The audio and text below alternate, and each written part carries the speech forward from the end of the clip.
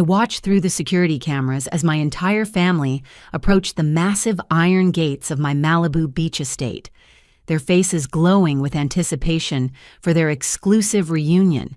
They had no idea the property belonged to me, the same daughter they'd ghosted for 10 years after believing my stepmother's lies about stolen inheritance money. The concierge's voice crackled through the intercom. "May I ask who you're here to see?" Their confident smiles faltered. This time, I was the one in control. The memory of that horrible October evening still burned in my chest, even after a decade had passed. I was 22 years old, fresh out of college, with a business degree when my mother succumbed to pancreatic cancer. We'd spent our final months together sharing stories and creating memories while her body grew weaker. She passed peacefully with my hand in hers, whispering that she trusted me to take care of everything. 3 weeks after we buried her, my father, Thomas, called a family meeting at our childhood home in Pasadena. I arrived to find my stepmother, Patricia, already seated at the dining room table, surrounded by manila folders and bank statements. My siblings, Marcus and Jennifer, sat across from her with confusion written on their faces. The autumn air felt thick with tension as I took my seat. "We need to discuss some serious discrepancies." Patricia began, her voice dripping with false concern. She slid a stack of papers across the polished oak table. $50,000 is missing from your mother's estate account. The withdrawals coincide perfectly with your visits home during her illness. My hands trembled as I examined the documents.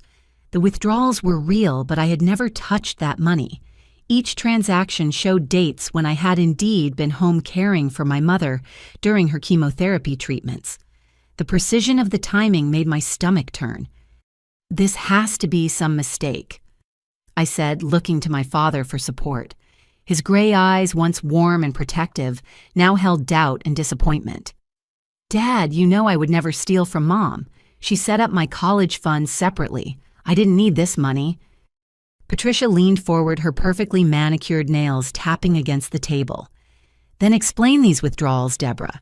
The bank confirmed they were made using the estate's access codes. Only family members had those codes." Marcus shifted uncomfortably in his chair while Jennifer bit her lip, avoiding eye contact. The silence stretched until it became unbearable. I realized with growing horror that they were actually considering this accusation might be true. "I want to see the actual bank security footage," I demanded. "These papers don't prove anything except that someone made withdrawals. Where did the money actually go?" Patricia's eyes narrowed slightly, a tell I would only recognize in hindsight. "The bank only keeps footage for 30 days. It's been nearly 2 months since the last withdrawal. How convenient that you're asking now." That night, I couldn't sleep. Something felt terribly wrong about the entire situation. I spent hours going through my mother's old emails on her laptop, which I had helped her set up during her treatment. Hidden in a folder labeled Garden Photos was something that made my blood run cold. Email exchanges between Patricia and someone at the bank dated 2 years prior, discussing estate planning services. The next morning, I rushed to show my father what I had found, but when I arrived at the house, Patricia met me at the door with a triumphant smile. "Your father and I reviewed the security system footage from his home office," she announced. "We found video of you accessing the safe where the estate checkbook was kept." My heart sank as she produced a grainy video on her tablet. It showed a figure that could have been me entering the office late at night. The timestamp matched one of my visits home, but I knew with absolute certainty that I had never entered that office after 9 in the evening, always respecting my father's workspace boundaries. "This is edited," I said desperately. "Look at the shadows. They're inconsistent with the timestamp. Someone doctored this footage." My father emerged from behind Patricia, his face etched with pain and resolve. "Enough, Deborah. The evidence is overwhelming. Your mother's death clearly affected you more than we realized.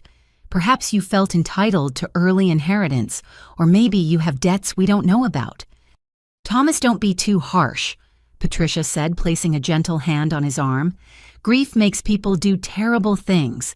Maybe if Deborah gets help, admits what she's done, we can work through this as a family." The trap was perfectly set.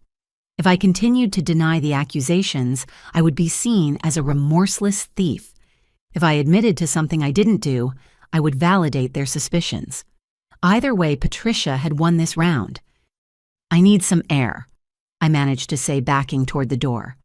As I left, I heard Jennifer finally speak up, her voice small and uncertain. "Maybe we should investigate more before jumping to conclusions." Patricia's response was swift and cutting. "Oh, Jennifer, dear, I know it's hard to accept that your sister could do this, but numbers don't lie. Neither does video evidence. Sometimes the people we love most are capable of betraying us in the worst ways." That evening, I discovered something that changed everything. Hidden in my mother's jewelry box, which she had given me before her death, was a tiny camera disguised as a button. She had sewn it into a blazer months ago, paranoid about Patricia's increasing control over household finances. The memory card inside contained footage of Patricia accessing the office safe multiple times, removing cash, and carefully photographing documents. My hands shook with excitement and vindication as I prepared to show this evidence to my family. But when I called my father to arrange another meeting, his phone went straight to voicemail. Marcus didn't answer either. Jennifer picked up but sounded strange and distant. "Deborah, I think it's best if you don't come by for a while," she said quietly. "Patricia showed us your college disciplinary record, the academic warning for that accounting error in your junior year. She thinks it shows a pattern of financial dishonesty." "That was a simple mistake on a class project," I protested. The professor cleared it up immediately. "Jennifer, I have proof that Patricia is behind this. I have video evidence." There was a long pause before my sister responded. "Patricia said you might claim to have evidence. She warned us you might try to fabricate something to shift blame. She showed us your therapy records from after Mom's diagnosis, the ones where you expressed anger about her remarrying Dad so quickly." My mind reeled. Those therapy sessions were supposed to be confidential. How had Patricia accessed them? More importantly, how had she twisted my legitimate grief and concern into evidence of criminal intent? "Please," I begged, "just look at what I found. Give me 5 minutes to show you." "I'm sorry," Jennifer whispered. "Dad has forbidden any of us from meeting with you until you admit what you've done and return the money. He says it's tough love. Patricia thinks you might have a gambling problem or drugs. She found some pharmacy receipts in your old room for pain medication." Those were Mom's prescriptions. I was picking them up for her. The frustration boiled over into tears. "How can you all be so blind?" The line went dead. When I tried to call back, I discovered my number had been blocked. One by one, I tried reaching other family members, only to find the same result. Patricia had been thorough in her campaign. I sat in my small apartment staring at the button camera that contained proof of my innocence.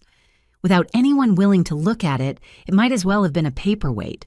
The family I had loved and trusted had been turned against me with surgical precision.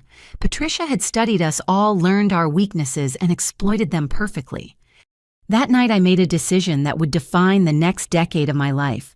If my family chose to believe lies over truth, if they valued Patricia's manipulations over my lifetime of love and loyalty, then I would disappear from their lives. But I would not go quietly into poverty and shame. I would build something extraordinary from the ashes of their betrayal. The last thing I did before beginning my exile was mail the button camera to my father's office with a note. "When you're ready to see the truth, watch this. Until then, I hope Patricia's money keeps you warm at night. Your daughter, Deborah." I learned later that Patricia intercepted the package, claiming I had sent threatening materials to the family. The camera was never seen again, and my last attempt at vindication became further evidence of my supposed harassment, the perfect crime executed by a woman who had married my father just 18 months after meeting him at a charity gala. The weeks following my exile blurred into a painful haze of unanswered calls and returned letters. I moved from my comfortable apartment to a studio in Van Nuys, selling my car to make rent and survive on instant noodles while I figured out my next move. What I didn't realize was that Patricia's campaign against me had only just begun. My first indication that something deeper was happening came when I tried to send a birthday card to my 8-year-old cousin Lucy. The cheerful purple envelope came back stamped, "Return to sender, no such address." Confused, I verified the address against my phone contacts. It was correct. When I called my Aunt Helen to check, her number was disconnected. Desperate for any family connection, I tried reaching out through social media. My Facebook messages went unread, showing that peculiar seen notification, without any response. My emails bounced back with delivery failures. Even the family group chat where we'd shared recipes and vacation photos for years suddenly showed me as removed. It wasn't until I ran into Sarah Chen, my best friend from high school who worked at the Postal Service, that pieces of the puzzle started forming. She found me crying outside a coffee shop after another failed attempt to contact Marcus through his workplace. "Deborah, oh my God, what's wrong?" Sarah sat beside me, her postal uniform still crisp from her shift. "I haven't seen you since... Wait, didn't you move to Seattle?" Seattle? I wiped my eyes, confused. "I never moved to Seattle. I've been right here in LA. Sarah's expression shifted to something between confusion and alarm. "But your change of address form..." I processed it myself 3 months ago. "You filed to forward everything to some address in Washington." My blood chilled. "Sarah, I never filed any change of address. I've been in the same apartment until last month."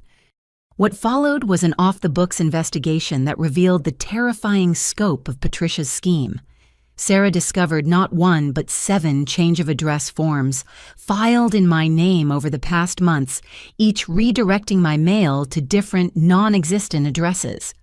The handwriting was close enough to mine to pass casual inspection, and the forms included personal details only family would know. "This is mail fraud," Sarah whispered, showing me the copies she'd made. "Whoever did this could face federal charges.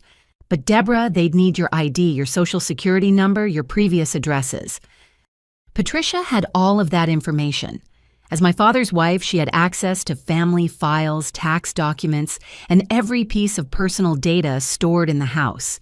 She'd been systematically erasing my ability to communicate while maintaining plausible deniability. The electronic isolation was equally methodical. My old college roommate, Emma Martinez, worked in IT and helped me investigate the digital blockade. She discovered that someone had been accessing my email account through password recovery, marking family emails as spam and creating filter rules that automatically deleted incoming messages. "They used your mother's maiden name and your first pet's name for security questions," Emma explained, her fingers flying across the keyboard. "Classic family member hack. They've been in your account for months, Deborah. Look at this filter list. Any email containing words like family, reunion, birthday, or sorry gets automatically trashed." The violation felt like ice in my veins. Patricia hadn't just turned my family against me, she'd made sure I couldn't even attempt reconciliation. Every apology I might have received, every invitation to reconsider every birthday wish from a sympathetic cousin, all deleted before I could see them. "Can you trace the IP addresses?" I asked desperately. Emma nodded grimly. "They're all coming from Pasadena. Some from your father's house, others from various coffee shops in the area. Whoever did this was smart enough to vary their locations, but not smart enough to use a VPN. Meanwhile, Patricia's poison spread through the family grapevine like wildfire. My cousin Robert, who I randomly encountered at a grocery store, nearly dropped his shopping basket when he saw me. "Deborah, but aren't you in rehab?"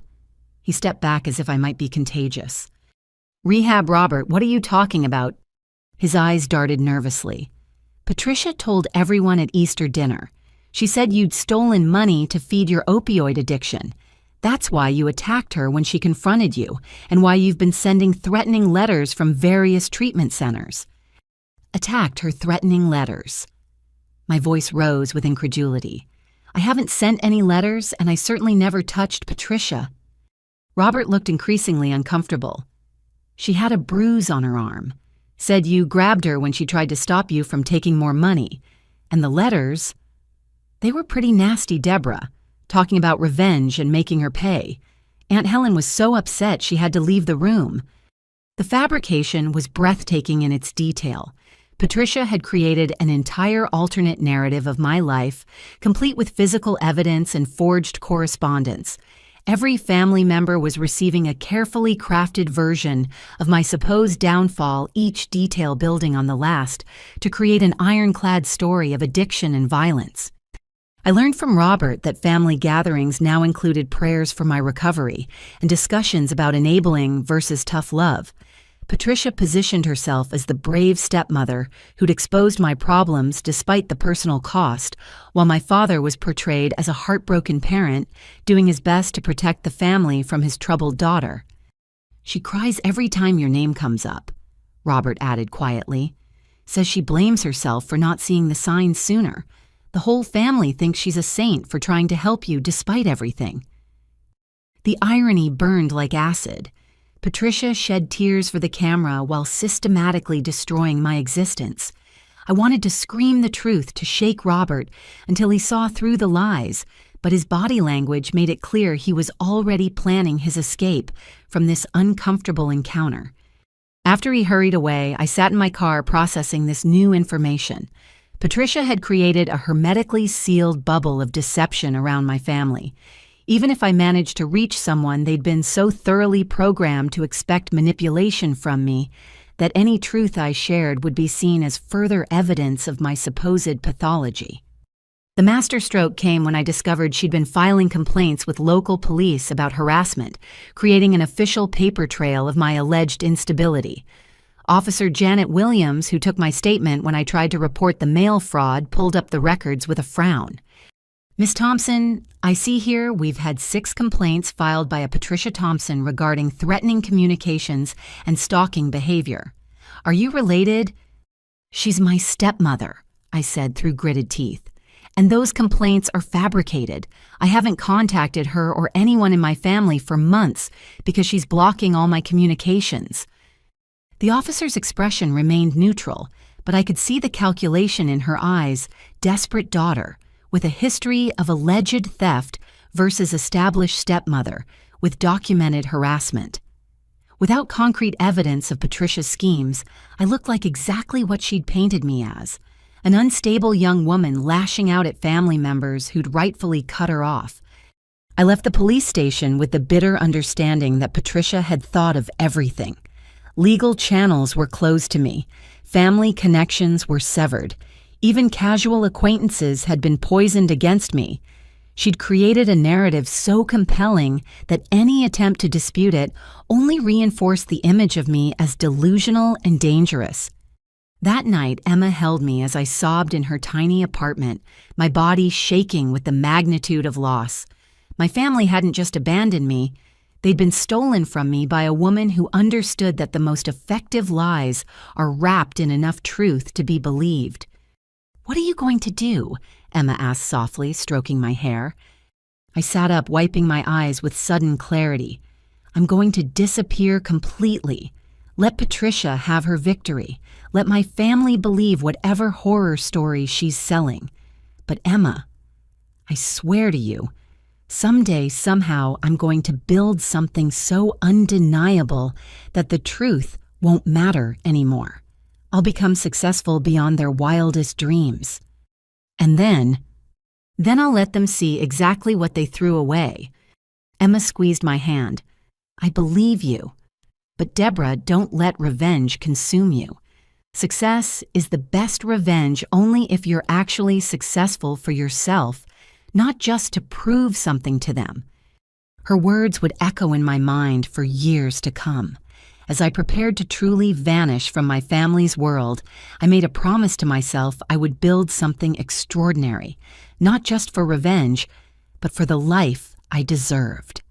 Patricia had stolen my past, but she couldn't touch my future.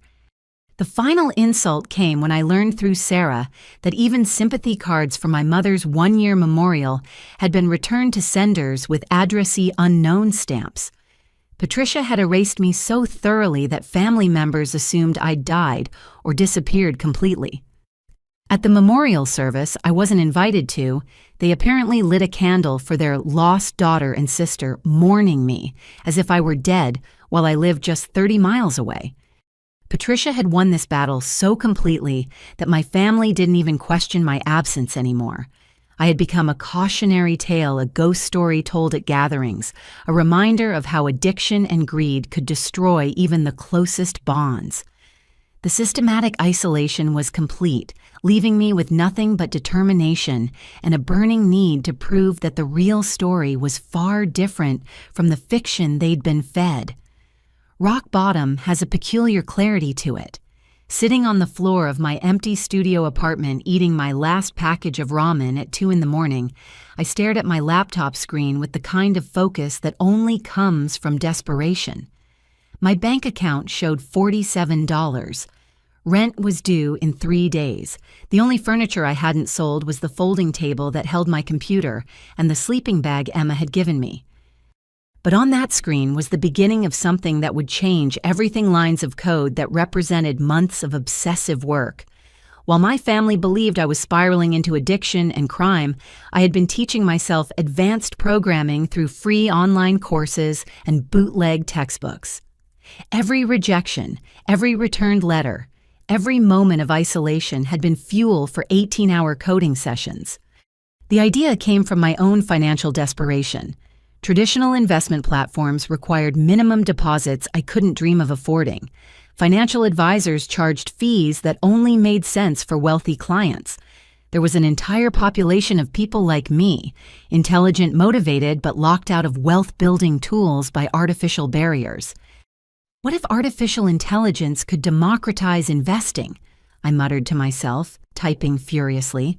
What if someone with $50 could access the same analytical power as someone with 50 million?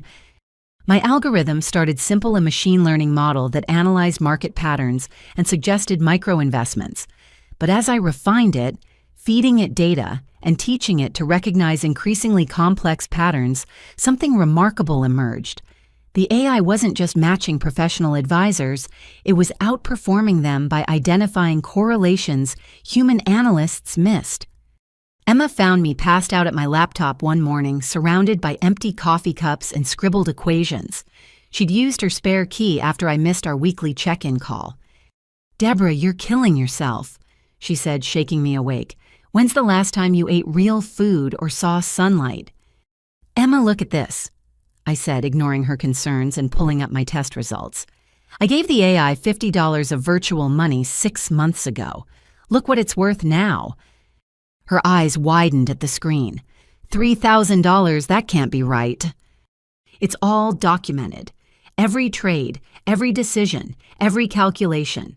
The AI identified micro-trends in emerging markets that traditional algorithms ignore, because the profit margins are too small for major firms to bother with. But when you aggregate thousands of these micro-opportunities..." Emma sat down hard, processing the implications. "Deborah, if this is real..." "It is real, but I need capital to scale it. Real money to prove it works outside simulations. And I need a partner who understands business development, because I can barely afford cup noodles, let alone lawyers and patents." What happened next still feels like divine intervention. Emma had been saving for a house, squirreling away money from her IT job for 3 years. She had exactly $5,000 in her savings account, her entire nest egg, her security blanket, her future. "I'll give you the money," she said quietly, "all of it." "Emma, no, I can't ask you to risk everything on my crazy idea." She grabbed my shoulders, forcing me to meet her eyes. "I'm not doing this because you asked. I'm doing it because I've watched you work yourself to the bone for months, because you're brilliant, because your family's stupidity shouldn't doom you to poverty, and because..." She smiled slightly. "My grandmother always said the best investments are in people, not things." We spent the next week setting up the most basic corporate structure possible. LegalZoom for incorporation, a free checking account for the business, and handshake agreements because we couldn't afford proper contracts. Emma's $5,000 became our entire operating budget. $2,000 for essential software licenses, $1,000 for cloud computing services, $500 for regulatory filings, and the rest for keeping us alive while we worked. The first real test came when we deployed the AI with actual money. I invested $100 of our precious capital, my hands shaking as I initiated the first trades. Emma and I watched the screen like hawks barely breathing as the algorithm made its decisions. 24 hours later, we had $137. A week later, $212. By the end of the month, that initial $100 had become $423. The returns were consistent, the risk management solid. Our AI wasn't gambling. It was identifying inefficiencies with mathematical precision. "We need a name," Emma said one evening as we celebrated breaking the $1,000 mark with dollar menu burgers. "Something that captures what we're doing." "Equilibrium," I said without hesitation, because we're balancing the scales, giving everyone equal access to financial intelligence. Working conditions were brutal. We operated out of my studio apartment, taking turns sleeping while the other monitored the system. I picked up night shifts at a 24-hour diner, coding between orders and during breaks. Emma kept her day job but spent every evening and weekend refining our business model and reaching out to potential beta testers. Our first break came from an unexpected source. While serving coffee at 3 a.m, I overheard two venture capitalists complaining about the lack of innovation in fintech. "Everything's just repackaging the same old ideas," one said, scrolling through his phone. "I'd kill for something genuinely disruptive." My hands trembled as I refilled their cups. "Excuse me, but what would you consider genuinely disruptive?" They looked at me with the particular disdain reserved for service workers who dare speak to customers beyond order taking, but something in my expression must have caught their attention. "AI that actually works," the second one said dismissively. "Not marketing buzzwords. Actual artificial intelligence that makes money for regular people, not just hedge funds." "I have that," I said simply. What followed was the most important elevator pitch of my life, delivered between coffee refills and order calls. I showed them live performance data on my phone, explained the algorithm's principles, and watched their dismissal transform into intrigue. "Send us a pitch deck," the first VC said, handing me a business card. "If your numbers are real, we'll take a meeting." Emma and I spent 72 hours straight creating that pitch deck. We had no design skills, no professional templates, just raw data and passionate explanation. But the numbers spoke louder than any fancy graphics could. The meeting was a disaster that became a triumph. We showed up at the gleaming downtown office in our best thrift store professional wear, carrying a laptop held together with duct tape. The reception area cost more to furnish than I'd made in my entire life. "You're the coffee shop girl," the lead partner said, barely hiding his amusement.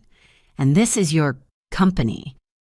"This is Equilibrium," I replied, setting up our presentation with hands that refused to shake. "And we're about to show you the future of democratic investing."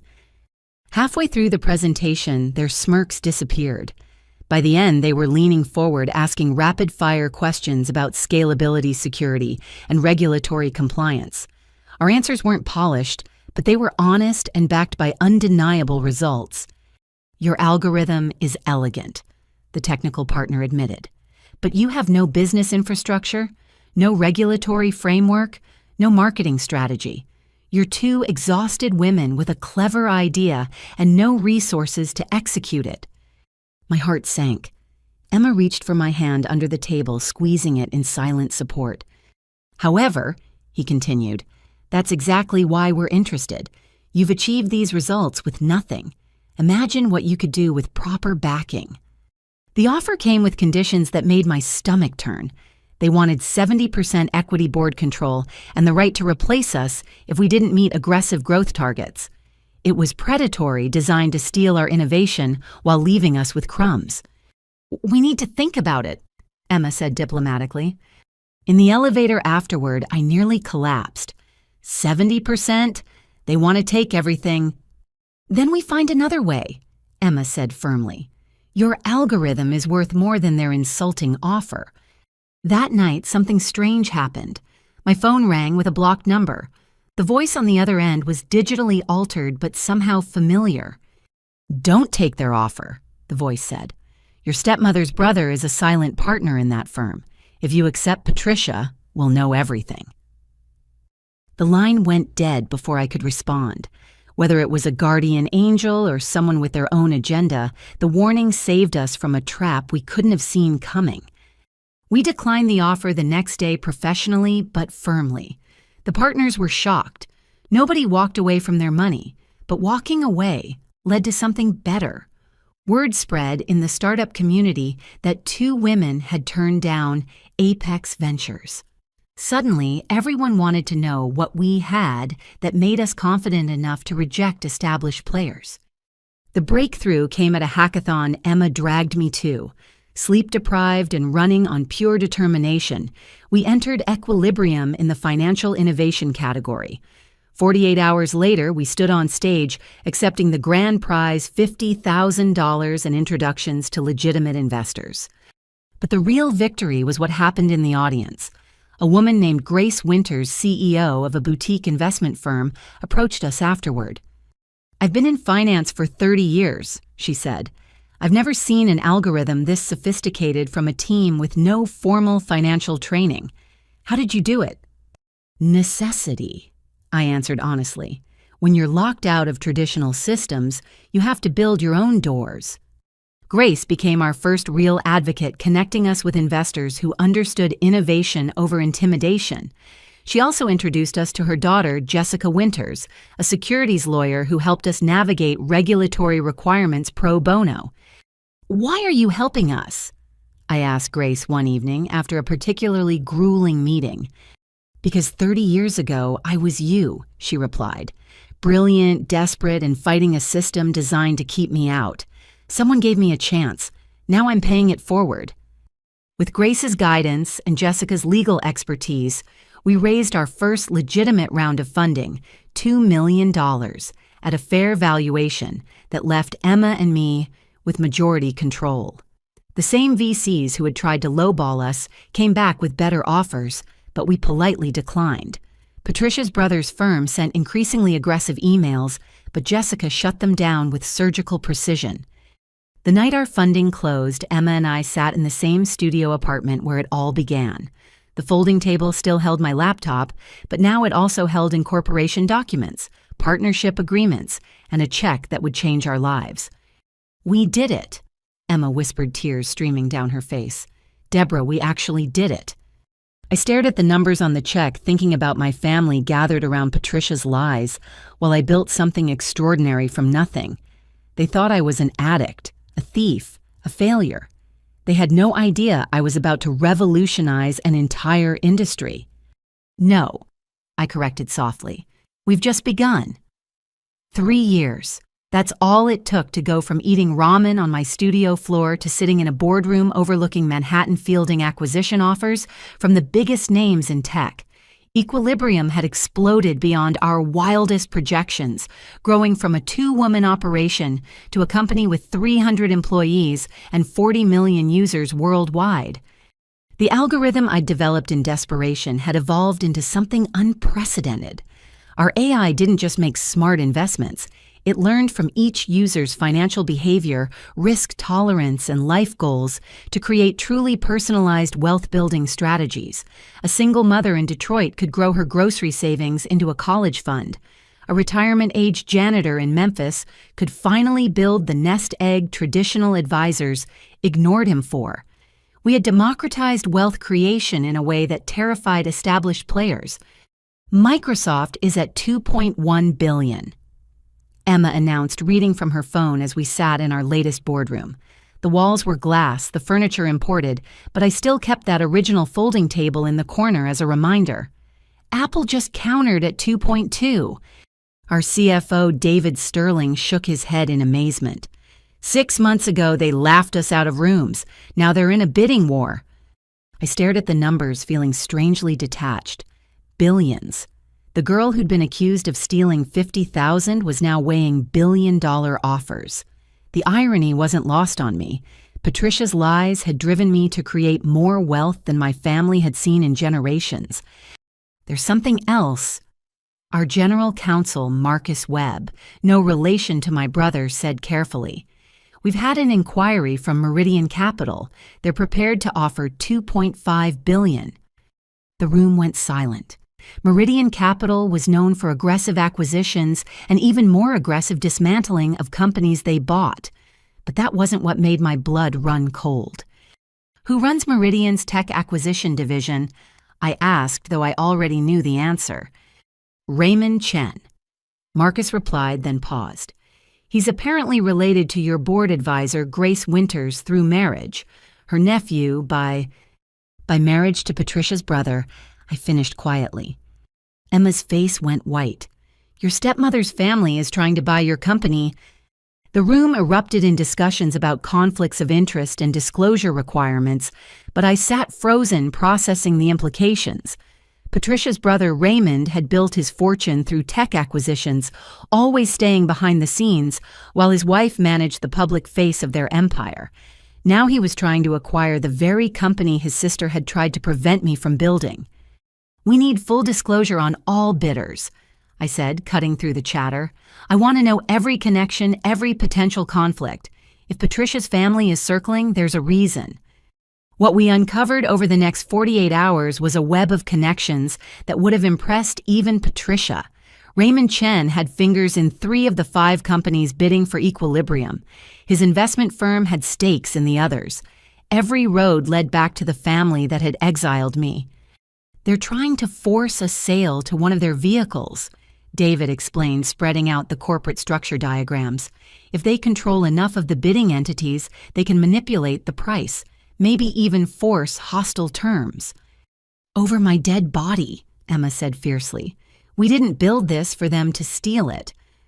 But Grace Winters surprised us all. She appeared in my office unannounced, her usually perfect composure cracked. I had no idea Raymond was involved, she said without preamble. I've spent 5 years carefully avoiding any business that touched your stepmother's family. When I found out this morning, she paused, visibly upset. I'm prepared to resign from the board immediately to avoid any appearance of impropriety. I studied her carefully. Grace had been our champion, our guide through treacherous waters. Did you know who I was when we first met? She shook her head firmly. I knew you as a brilliant engineer with a revolutionary algorithm. It wasn't until months later that I made the connection. By then, she smiled sadly. By then, I'd seen enough to know that whatever story Patricia told about you was a lie. Stay, I decided. But help us navigate this. You know Raymond's playbook better than anyone.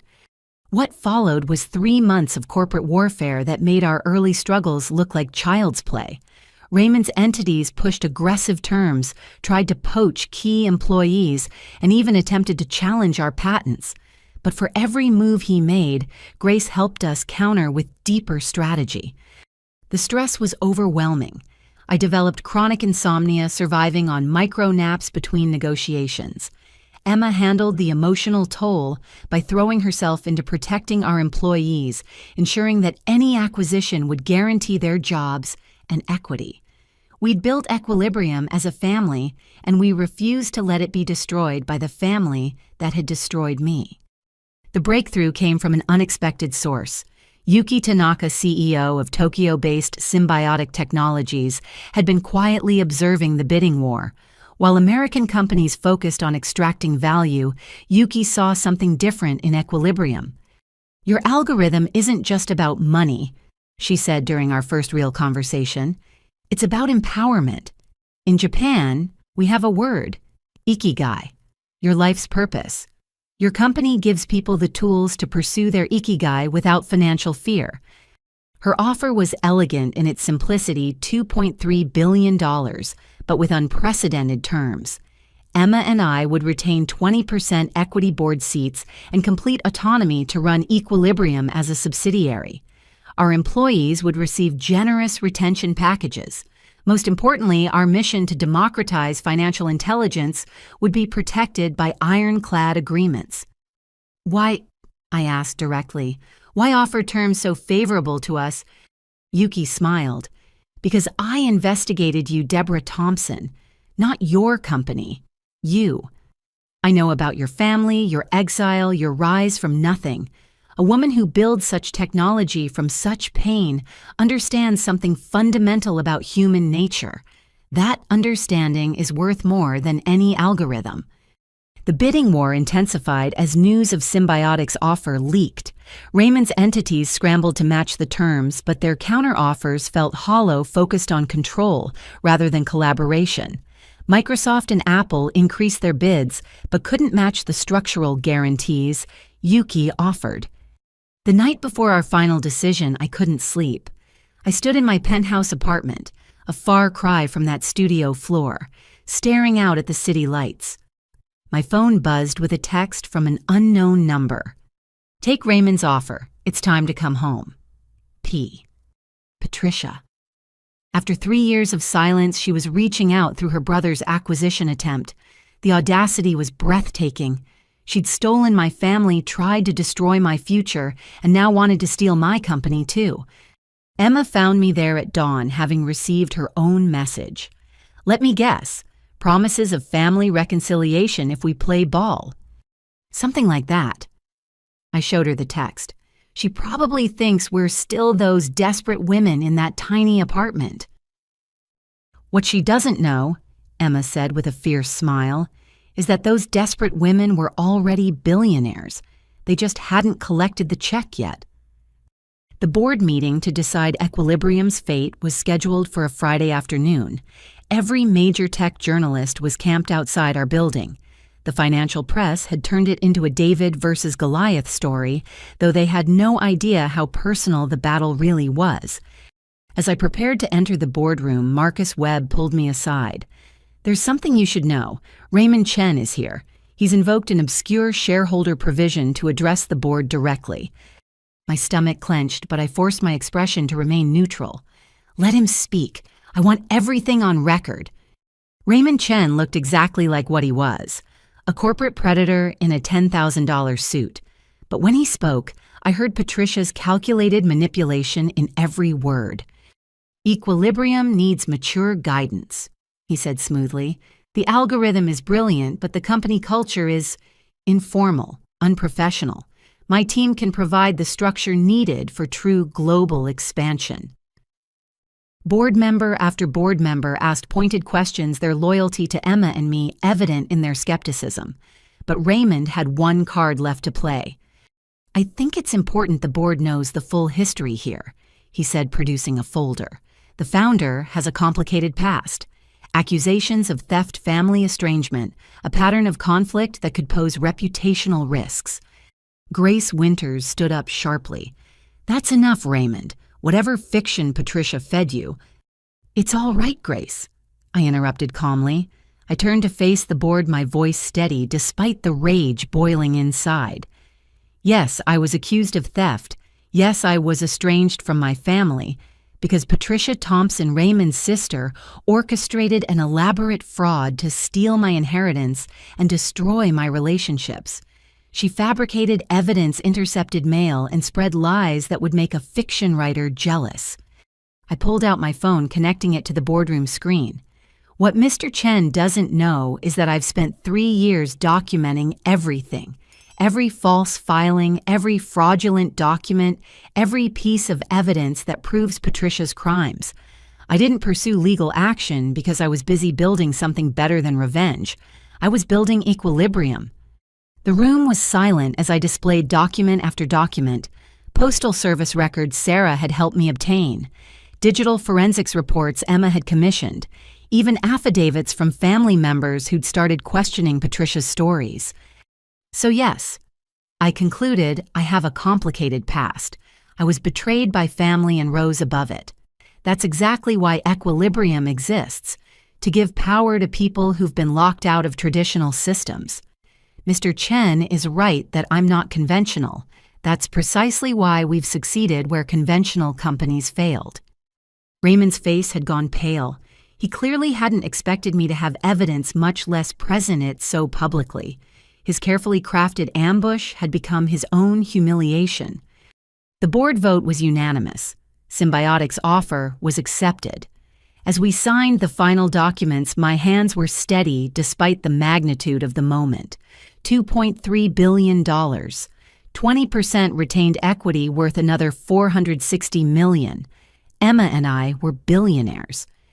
But the sweetest moment came as Raymond packed up his materials to feet, etched in every line of his body. "Patricia won't let this go," he warned quietly. "She's invested in this outcome. Tell my stepmother something for me," I replied, matching his quiet tone. "She created her worst nightmare. Every lie she told, every bridge she burned, every cruel manipulation, they all led to this moment. She didn't break me. She forged me. And now I have the resources to expose every crime she's committed." His retreat was as hasty as it was undignified. Grace squeezed my shoulder as he left. "That was masterful, but he's right about Patricia. She won't stop." "Neither will I promised. But first we have a company to transition and employees to celebrate with."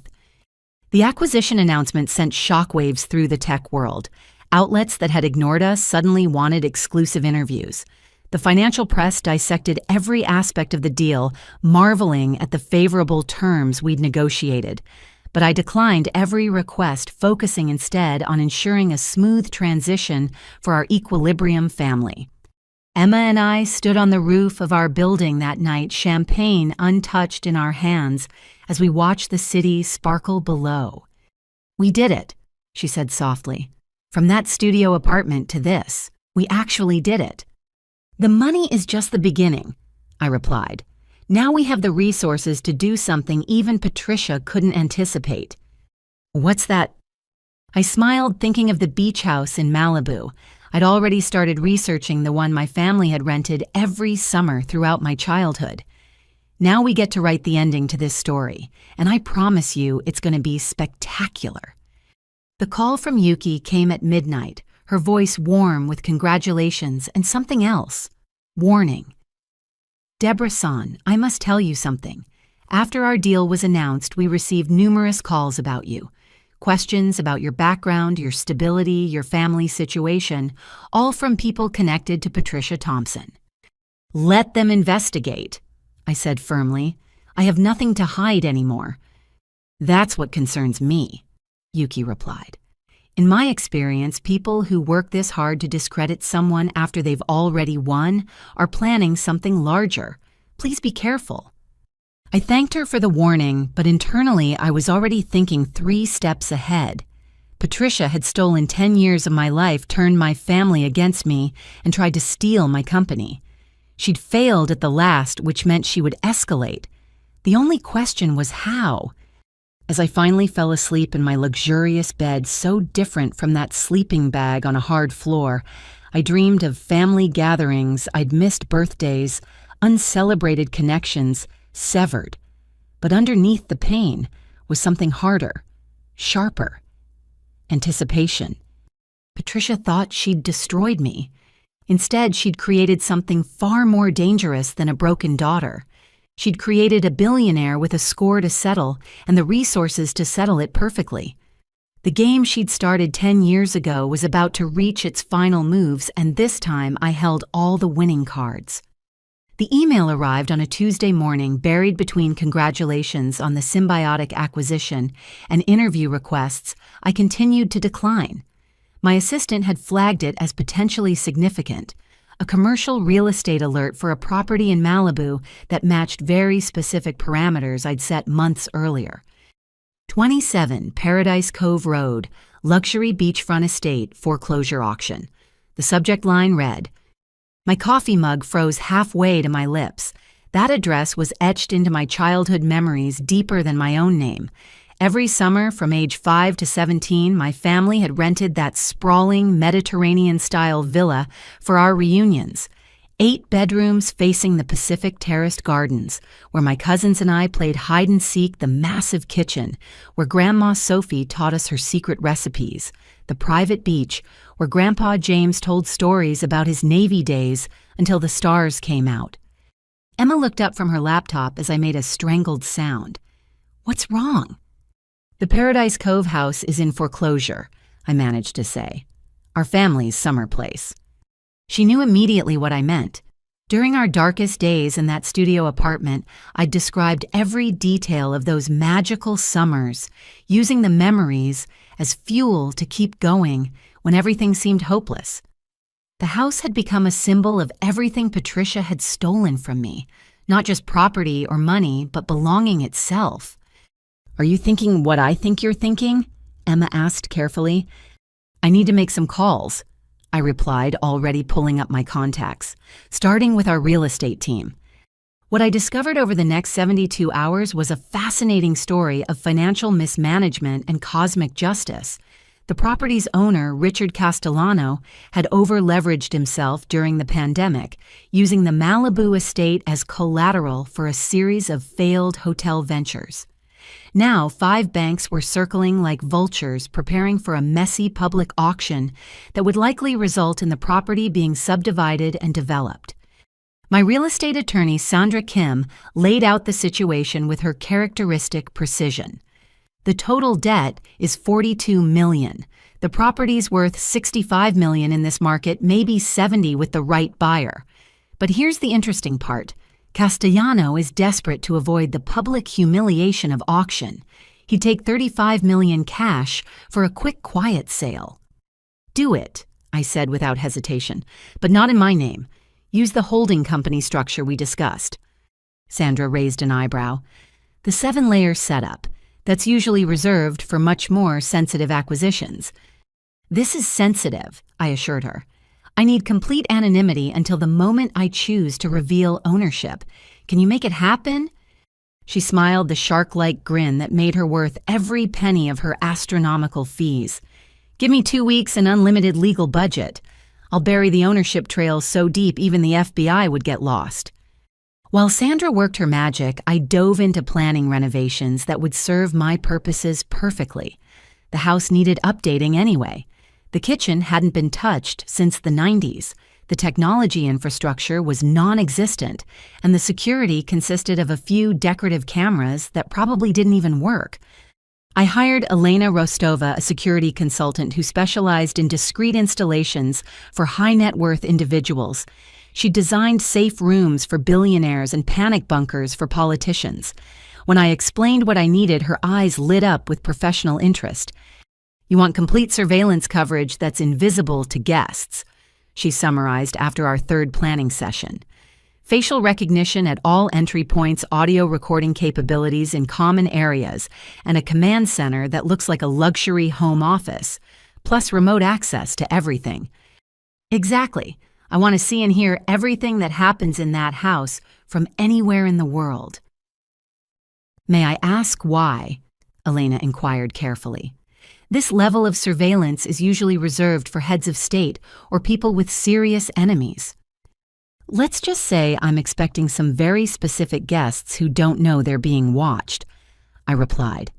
"Everything needs to be legal, but comprehensive.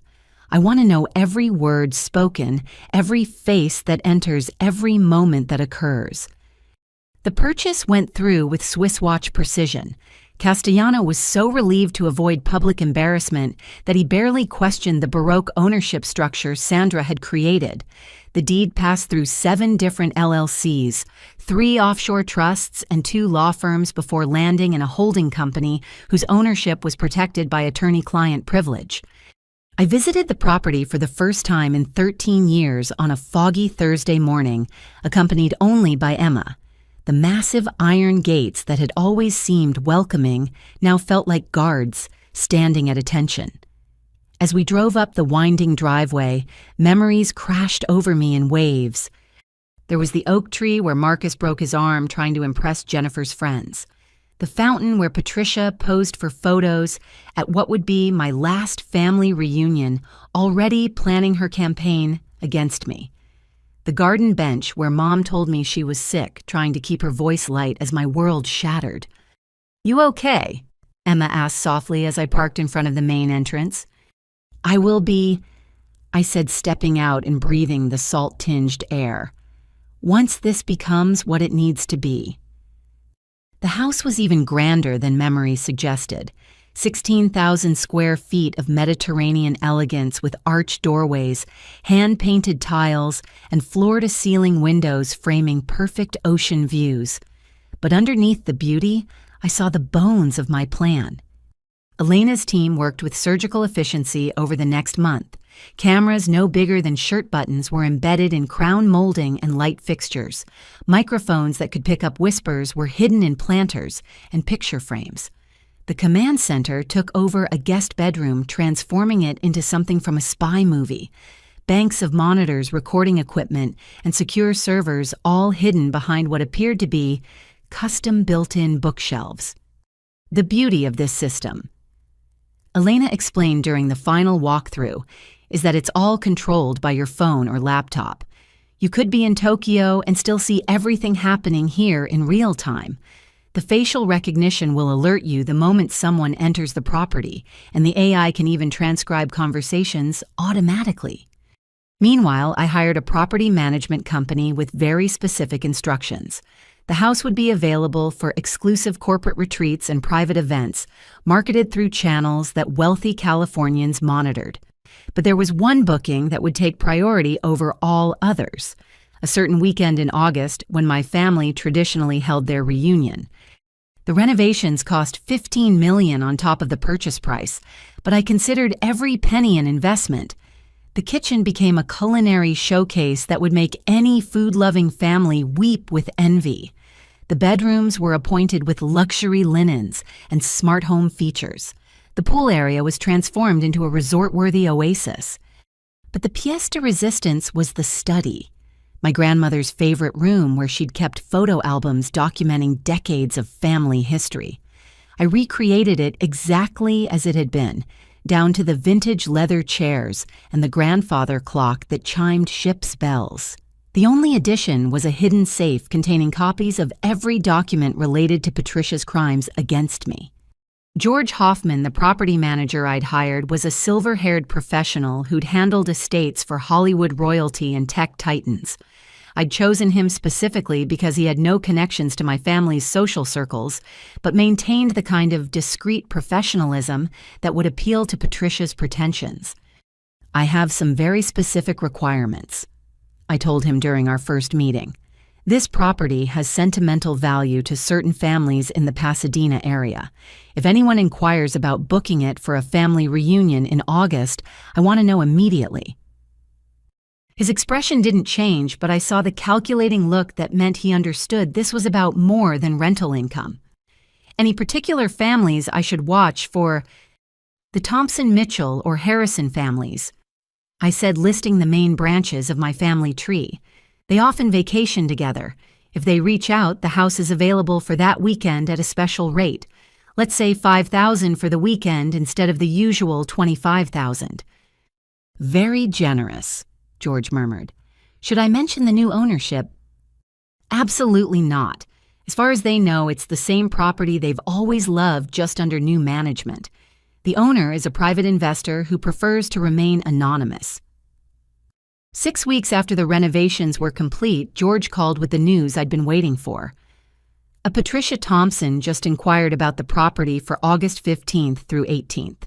She mentioned her family has history with the house and was thrilled to hear it's available for rental.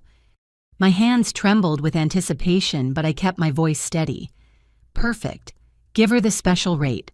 Make her feel like she's getting an exclusive deal. And George, make sure everything is absolutely perfect for their arrival. I want this to be a reunion they'll never forget." After ending the call, I pulled up the command center interface on my laptop. The cameras showed every angle of the property in crystal clear resolution. With a few clicks, I could zoom in on any room replay, any moment, capture any conversation. Patricia thought she was planning another family reunion that excluded me. She had no idea she was walking into my carefully constructed web. Emma found me there hours later, still staring at the screens. "You're really going through with this?" "They stole 10 years from me," I said quietly. "Convinced everyone I was a thief and an addict. made me disappear from family history like I never existed. So yes, I'm going through with it. But Emma, I'm not going to hurt anyone. I'm just going to let them tell the truth for once. She sat beside me studying the monitors. What's your endgame? They show up, realize you own the house, and then what? Then they have a choice, I replied.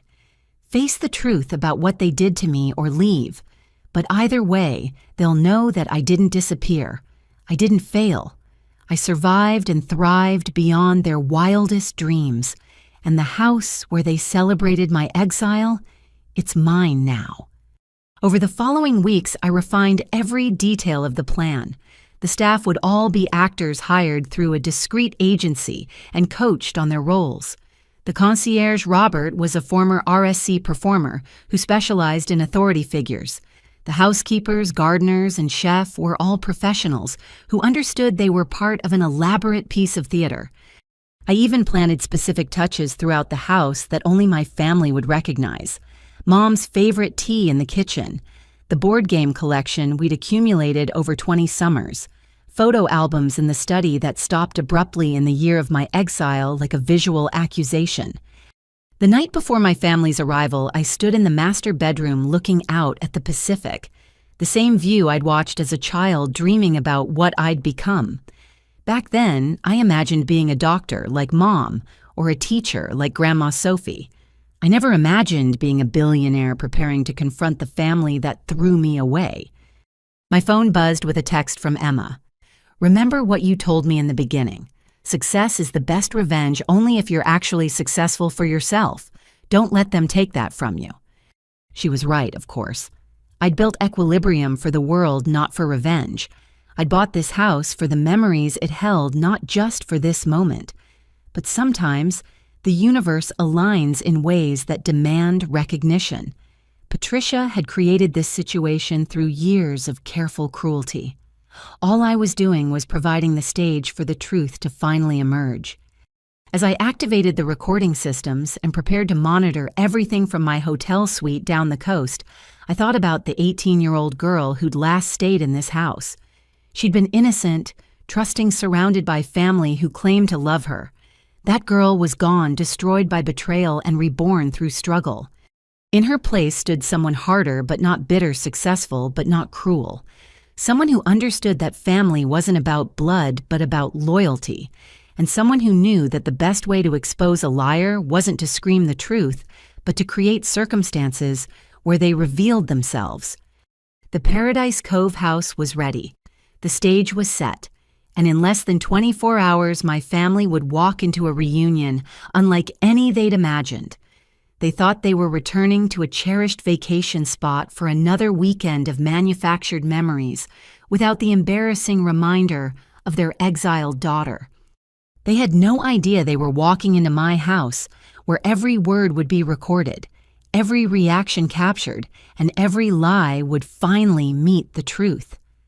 The property that had hosted their celebrations of my absence now belonged to the very person they'd tried to erase.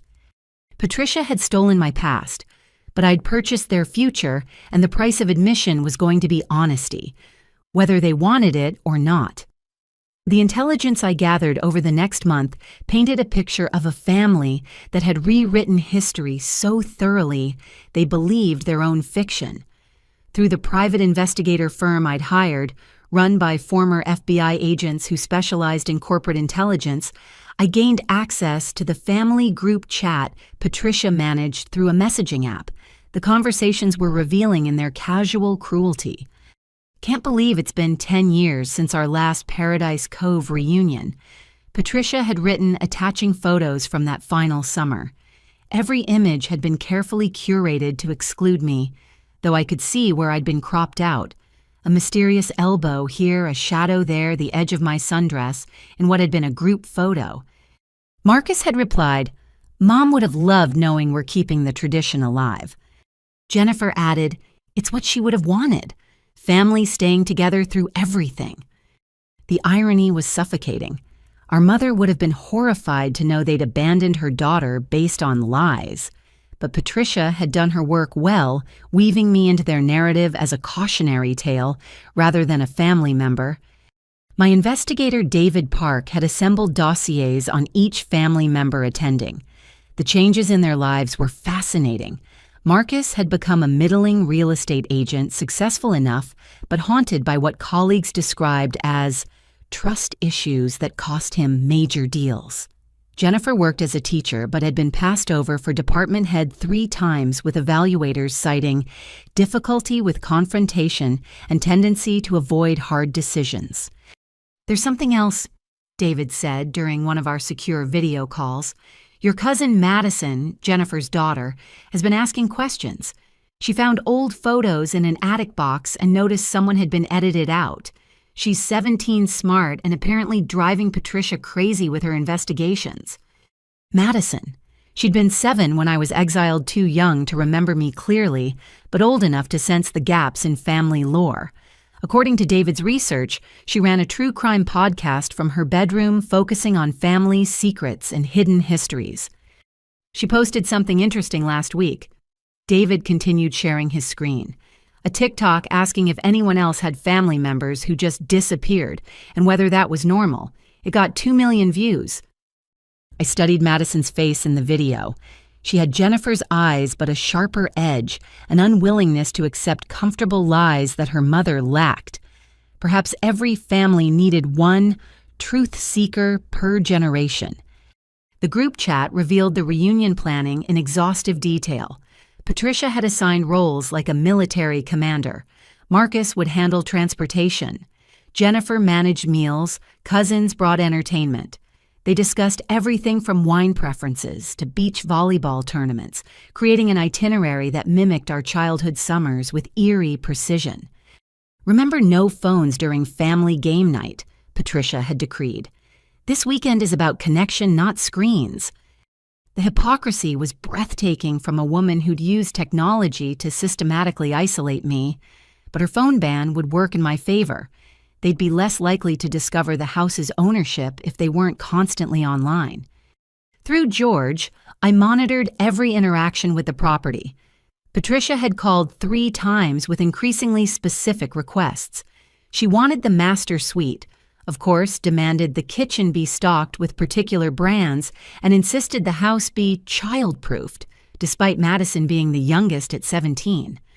She also asked about the security system, George reported. Wanted to know if there were cameras, said her family values privacy. "What did you tell her?" "That the property has standard security at entry points but respects guests' privacy inside the home," he said smoothly. She seemed satisfied. Perfect.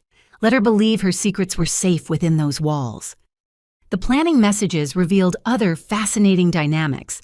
Extended family members who'd barely spoken in years were suddenly active, drawn by the promise of a free weekend at a $50 million estate. Aunt Helen, who'd always been kind but weak, sent long messages about looking forward to healing family bonds. Uncle Richard, my mother's brother, who'd sided with Patricia to preserve his business connections to my father, pompously declared he would lead sunrise beach meditations. But it was the younger generation that interested me most. Besides Madison, there were 6 cousins between 15 and 25. They'd grown up hearing stories about their cautionary tale cousin who'd betrayed family trust. Now they were digital natives who could fact-check claims in seconds and spot doctored photos with casual expertise. "The kids have a separate group chat," David informed me during another call. "Want to guess what they call it?" I'm afraid to ask. "Surviving Paradise Cove." Apparently they think family reunions are torture and have a whole bingo card of predictable Patterson behaviors. Square B5 is Aunt Patricia cries about family unity. I laughed despite myself. Even in exile, it seemed I wasn't the only one who saw through some of the performance. As August approached, I made my own preparations. I booked a suite at Shutters on the beach, close enough to monitor everything but far enough to avoid accidental encounters. Emma would join me for moral support, though she'd made me promise not to watch the feeds obsessively. "You need activities between surveillance sessions," she insisted. "Spa treatments, beach walks, actual meals. You're confronting your past, not becoming consumed by it." I also prepared for various contingencies. What if someone recognized the renovation work as too expensive for a rental? What if Patricia's paranoia led her to investigate the property's ownership? What if, and this was the scenario that kept me awake, what if one of them actually expressed regret for what they'd done? Sandra Kim had prepared legal documents for every possibility. If Patricia became violent, unlikely but possible, we had restraining orders ready. If she tried to damage the property, we had prosecution procedures in place. If, and this seemed most likely, she tried to spin the revelation as another manipulation, we had 10 years of evidence ready to deploy. You could just reveal yourself immediately, Sandra suggested during our final preparation meeting. Why the elaborate theater? Because they need to show their true selves first, I explained. If I appear immediately, Patricia spins it as an ambush by unstable Deborah. But if they arrive believing their safe talk, freely reveal how they really feel about what happened, then the truth has context. 3 days before the reunion, something unexpected happened. A message appeared in the family group chat from a number I didn't recognize. Is anyone else uncomfortable with how we never talk about Deborah? It's been 10 years. Maybe it's time to reconsider things. The message sat unanswered for 17 minutes before Patricia responded, "This isn't the time or place. We've discussed this. Some wounds are too deep to heal." But the damage was done. Other messages trickled in. Cousin Michael. I barely remember her, but wasn't she always nice to us kids? Aunt Helen. Perhaps we could discuss it in person with compassion. Even Marcus, after another hour. Maybe we should at least acknowledge what happened. Patricia shut it down with surgical precision. The past is past. This reunion is about celebrating our family's strength in overcoming adversity. I won't have the weekend ruined by rehashing painful history. Anyone who can't respect that should reconsider attending. The chat went silent after that, but David reported increased private messaging between family members. The seed of doubt had been planted, and it was growing despite Patricia's efforts to salt the earth. The night before their arrival, I sat in my hotel suite watching the house cameras as the staff made final preparations. Robert, the actor playing concierge, walked through his blocking with theatrical precision. The house gleamed with invitation, every surface polished, every comfort anticipated. My phone rang, George with a final update. Mrs. Thompson called to confirm their 3 p.m. arrival. She also asked if the house has hosted any other events recently. I told her it's been privately held waiting for the right guests. She seemed pleased by the exclusivity. Of course she did. Patricia loved feeling special, chosen, elevated above others. She had no idea how specially chosen she actually was. After ending the call, I opened my laptop to review the weekend's plans one more time. Everything was in place. The house was ready. The staff was prepared. The recording systems were functioning perfectly. All that remained was for my family to walk through those doors and reveal whether 10 years had changed them or simply calcified their cruelty. Emma arrived just after midnight, finding me on the hotel balcony, staring at the distant lights of Paradise Cove. "Second thoughts?" she asked, handing me a cup of tea. "No," I said firmly. "Just processing. Tomorrow I watch my family have the reunion they denied me. See them celebrate in the house they pushed me out of. Listen to them tell stories that erase my existence." Or, Emma suggested gently, you watch them finally question the narrative they've been fed. That message in the group chat, someone's conscience is stirring. She was right, but I couldn't afford hope. Hope had been beaten out of me in that dining room 10 years ago when my father chose Patricia's lies over his daughter's truth. Tomorrow wasn't about hope. It was about reality consequences and the kind of justice that comes not from revenge, but from revelation. I raised my teacup to the distant house, to family reunions. I toasted with bitter irony. May this one finally live up to its name. The stage was set. The players were preparing, and in less than 15 hours, the curtain would rise on a performance 10 years in the making. They thought they were arriving for a celebration. They had no idea they were walking into an intervention, one where the truth would finally have its day and the ghost they'd created would prove more real than their comfortable lies. I woke at 5 a.m. on August 15th, my body thrumming with an energy that had nothing to do with the early hour. Through the hotel window, marine fog blanketed the coast, but I could see Paradise Cove in the distance, waiting like a stage before the performance begins. Emma was already awake, making coffee in our suite's kitchen. "Couldn't sleep either?" she asked, handing me a mug. "I've been preparing for this day for 10 years, I replied. "Sleep feels irrelevant." By 6 a.m., I was in position at my makeshift command center. 3 laptops arranged on the hotel suite's dining table, each showing different camera feeds from the house. The property was serene in the morning light waves, gently lapping the private beach gardens sparkling with dew, beautiful and treacherous like Patricia herself. The staff began arriving at 7. Robert, our concierge, moved through the house with the bearing of a Royal Shakespeare Company lead, preparing for Lear. He tested the intercom system, practiced his slight British accent. Patricia would eat that up and reviewed the guest list with theatrical concentration. "Remember," I said through the secure communication app we'd established, "you don't know who these people are beyond their reservation. You're just a high-end concierge doing your job. Let them reveal themselves." "Understood," Robert replied with the calm of a man who'd performed for royalty. Though I must say the dramatic irony is delicious. Chekhov would approve. The housekeeping staff, all trained actors from a company that specialized in immersive experiences, went through their choreographed preparations. They would be invisible until needed present, but unobtrusive, the perfect backdrop for a family that preferred servants to be neither seen nor heard. By noon, George called with intel from his network. The family's gathering at a hotel in Santa Monica for lunch before heading over.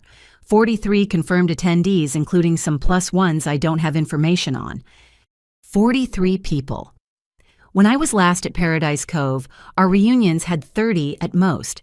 Patricia had expanded the guest list, probably to dilute any awkward questions about missing family members. More people meant more chaos, less intimate conversation, fewer opportunities for anyone to notice the ghost-shaped hole in their gathering. At 1 p.m., I watched Patricia arrive early with my father to prepare the house. She swept in wearing designer resort wear and an expression of proprietary satisfaction. My father followed slowly, looking every one of his 72 years. The decade hadn't been kind to him. His hair was white, his shoulders stooped, his movements careful in a way that suggested more than physical frailty. "Everything must be perfect," Patricia announced to Robert, who met them with exactly calibrated deference. "This is a very important weekend for our family." "Of course, madam," Robert replied smoothly. "The house has been prepared to the highest standards. May I show you to your suite?" I switched cameras to follow them through the house. Patricia critiqued everything with the air of someone who'd grown accustomed to luxury, not someone who'd married into modest wealth and stolen to maintain appearances. She tested mattresses, examined closets, and rearranged flowers that were already perfect. But it was my father who drew my attention. He moved through the house like a sleepwalker, occasionally touching walls or door frames with a faraway expression. In the study, he stopped entirely staring at the photo albums I'd strategically placed. "Thomas, come along," Patricia called sharply. "We need to check the kitchen supplies." He followed obediently, but not before I caught him slipping one of the older albums into his jacket. My mother's album from the summer she was pregnant with me. My throat tightened unexpectedly. By 2 p.m., the advance guard began arriving. Marcus pulled up in a Tesla he couldn't afford according to David's financial investigation. Jennifer arrived in a minivan packed with teenagers who immediately scattered to claim bedrooms. Cousins, aunts, uncles, a parade of people who'd chosen Patricia's fiction over my reality. I cataloged each arrival, noting changes and continuities. Uncle Richard had developed a pompous beard to match his personality. Aunt Helen looked fragile, moving with the careful steps of someone navigating more than physical terrain. The younger cousins had grown from children into young adults. I didn't recognize their faces, familiar but foreign. Then Madison arrived and my breath caught. She looked like Jennifer at 17, but her eyes held a sharpness her mother's never had. While others rushed to claim rooms or greet relatives, Madison stood in the entrance hall, slowly turning in a circle, observing everything with the intensity of someone trying to solve a puzzle. "Something feels different," she said to no one in particular. Jennifer bustled over, already in full anxiety mode. "Don't start, Madison. Just enjoy the weekend, please, for me." "I'm just saying the whole vibe is off, like we're being watched or something." If only she knew how right she was. Every word she spoke was being recorded, every expression cataloged. The irony wasn't lost on me. The teenager everyone dismissed as dramatic was the only one sensing the truth. As 3 p.m. approached, tension built in my chest like a gathering storm. The entire extended family was assembling in the main living area, their voices creating a familiar cacophony of overlapping conversations, laughter, and children's shrieks. It was achingly familiar and utterly foreign simultaneously. Patricia held court from the central sofa, directing traffic like a conductor. "Marcus, make sure everyone has their room assignments. Jennifer, did you coordinate the meal schedule? Helen, please tell me you brought the photo albums for tonight's memory sharing." Memory sharing, as if their memories weren't carefully edited to exclude inconvenient truths. Then something unexpected happened. Young cousin Lucy, no longer 8 but 18 and headed to college, pulled out a worn purple envelope from her bag. "Aunt Patricia, I found this in my old room. It's a birthday card from cousin Deborah that came back marked, 'Return to sender.' Should I throw it away?" The room went silent. Not completely. The ocean still murmured through open windows, the house still hummed with electricity. But human silence, sudden and absolute. Even the teenagers sensed the shift, looking up from their phones with predatory interest. Patricia's recovery was swift, but not swift enough. I saw the micro-expression of panic before her mask slid back into place. "Oh, sweetie, that's from a very long time ago. Some things are better left in the past." "But why was it returned?" Lucy persisted with the innocence of someone who genuinely didn't understand. "The address is right. I checked." "It's complicated, dear," my father said quietly, speaking for the first time since arrival. "Perhaps we can discuss it later. Or we could discuss it now." Madison suggested, her true crime instincts fully engaged. "Lucy's got a point. Mail doesn't just get returned for no reason. Was there a forwarding issue, a postal problem?" I watched Patricia's face cycle through calculations. Shut it down and risk looking suspicious, or deflect and hope the moment passed. She chose deflection. "You know what, you're right. It is strange. There must have been some postal mix-up. These things happen. Now who wants to see their rooms?" But the seed was planted. As people dispersed to settle in small groups formed with hushed conversations, I switched between camera feeds, catching fragments. Always wondered what really happened. Patricia said drugs, but that doesn't explain the mail. Remember when she was little, so sweet? Something doesn't add up. At 4 p.m., Robert's voice came through the intercom. "Pardon the interruption, but I've been asked to remind all guests that dinner will be served at 7, with cocktails beginning at 6.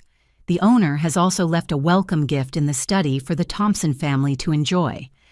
I smiled grimly.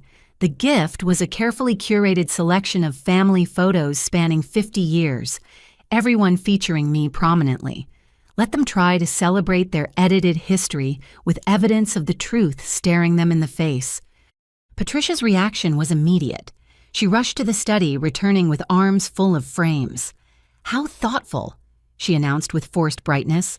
"Though some of these are quite old. We should update them with recent photos." "Why?" Madison asked, having materialized at her shoulder.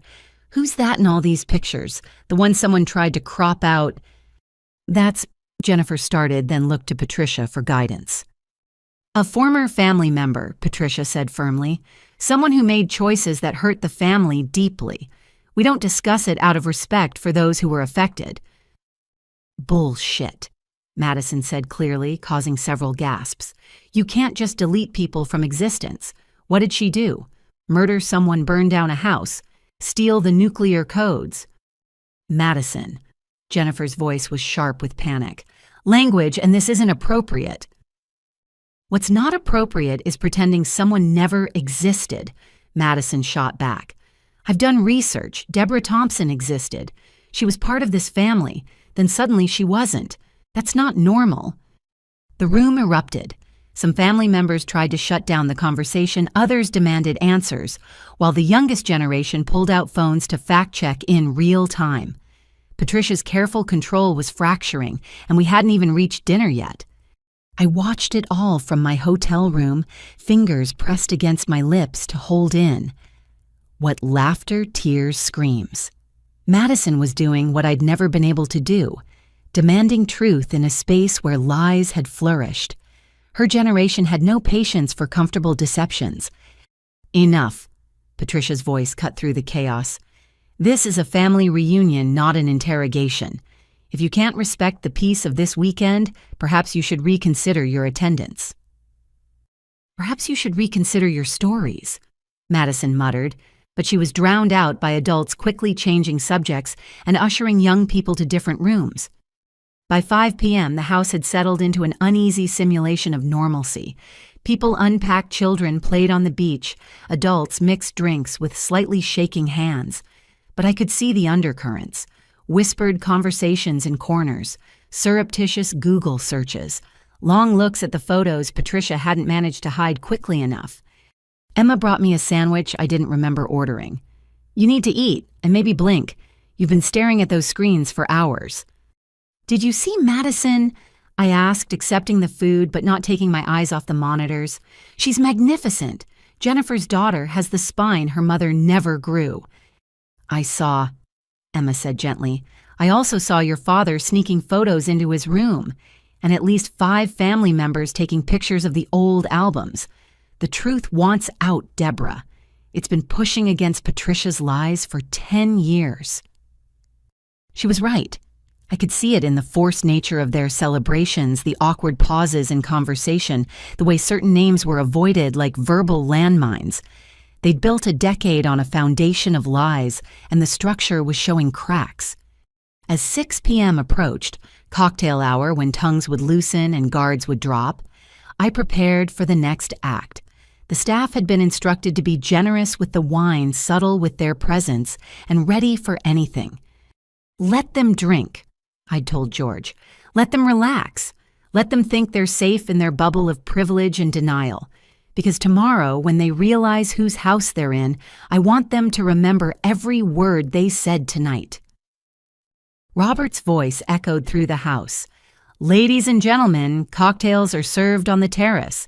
The owner has provided a selection from their private wine collection, including a 1982 Chateau d'Yquem that I'm told holds special significance for the Thompson family." I smiled coldly. 1982. The year I was born. Let them toast with wine from the year they'd tried to erase. Every sip would carry the taste of their betrayal, whether they knew it or not. The sun was beginning its descent toward the Pacific, painting the sky in shades of guilt and gold. My family gathered on the terrace, glasses in hand, ready to perform their annual ritual of false unity. They had no idea their entire charade was being watched, recorded, preserved for posterity. Tomorrow they would learn the truth, but tonight they would reveal it themselves, one unguarded comment at a time. The stage was set, the actors in place, and the most important performance of their lives was about to begin. They thought they were safe in their stolen paradise. They were wrong. I woke before dawn on Saturday, August 16th, my body coiled with anticipation. Tonight's dinner would be their last in ignorance. Tomorrow morning, when they prepared to leave, they'd discover the truth. But first, I had one more full day to observe them in their natural habitat of denial. The morning feeds showed a family moving through practiced routines. Patricia orchestrated breakfast with military precision, while my father sat alone on the deck, staring at the ocean. Jennifer corralled teenagers who clearly wanted to be anywhere else. Marcus jogged on the beach, probably calculating commission rates to pay for the Tesla payment. At 9 a.m., something shifted. A rental car pulled up to the gates, not on the guest list George had provided. Through the camera, I watched an elderly woman emerge, moving with the careful dignity of someone who'd earned every one of their 80-plus years. "Holy shit," Emma breathed beside me. "Is that Grandma Sophie's sister?" I confirmed, my voice barely a whisper. "Great Aunt Miriam. She hasn't attended family events in 20 years. Robert's voice crackled through the intercom. "There's a Miriam Goldstein at the gate. She claims to be family but isn't on the list." I watched Patricia's face on the living room camera as she received the news. Pure panic flickered before she composed herself. "Of course. Please let her in. She's a surprise guest." Miriam entered like a force of nature despite her age. She wore all black despite the August heat, her silver hair pinned in the same style I remembered from childhood. Her eyes, sharp as a raptor's, swept the assembled family with obvious displeasure. "Patricia," she said, her voice carrying decades of Brooklyn steel. "Imagine my surprise when young Madison here messaged me about a family reunion. A family reunion I wasn't invited to. Again."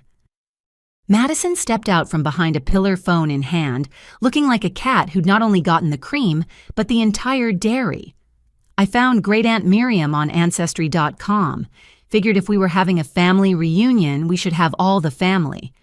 "You had no right," Patricia started, but Miriam cut her off with a gesture. "Rights. Let's discuss rights.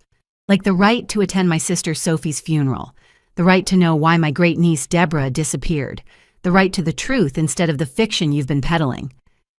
The room went silent. Even the ocean seemed to pause. I found myself leaning forward, my heart hammering. Miriam had been my grandmother's closest confidant, the keeper of family stories Patricia couldn't control.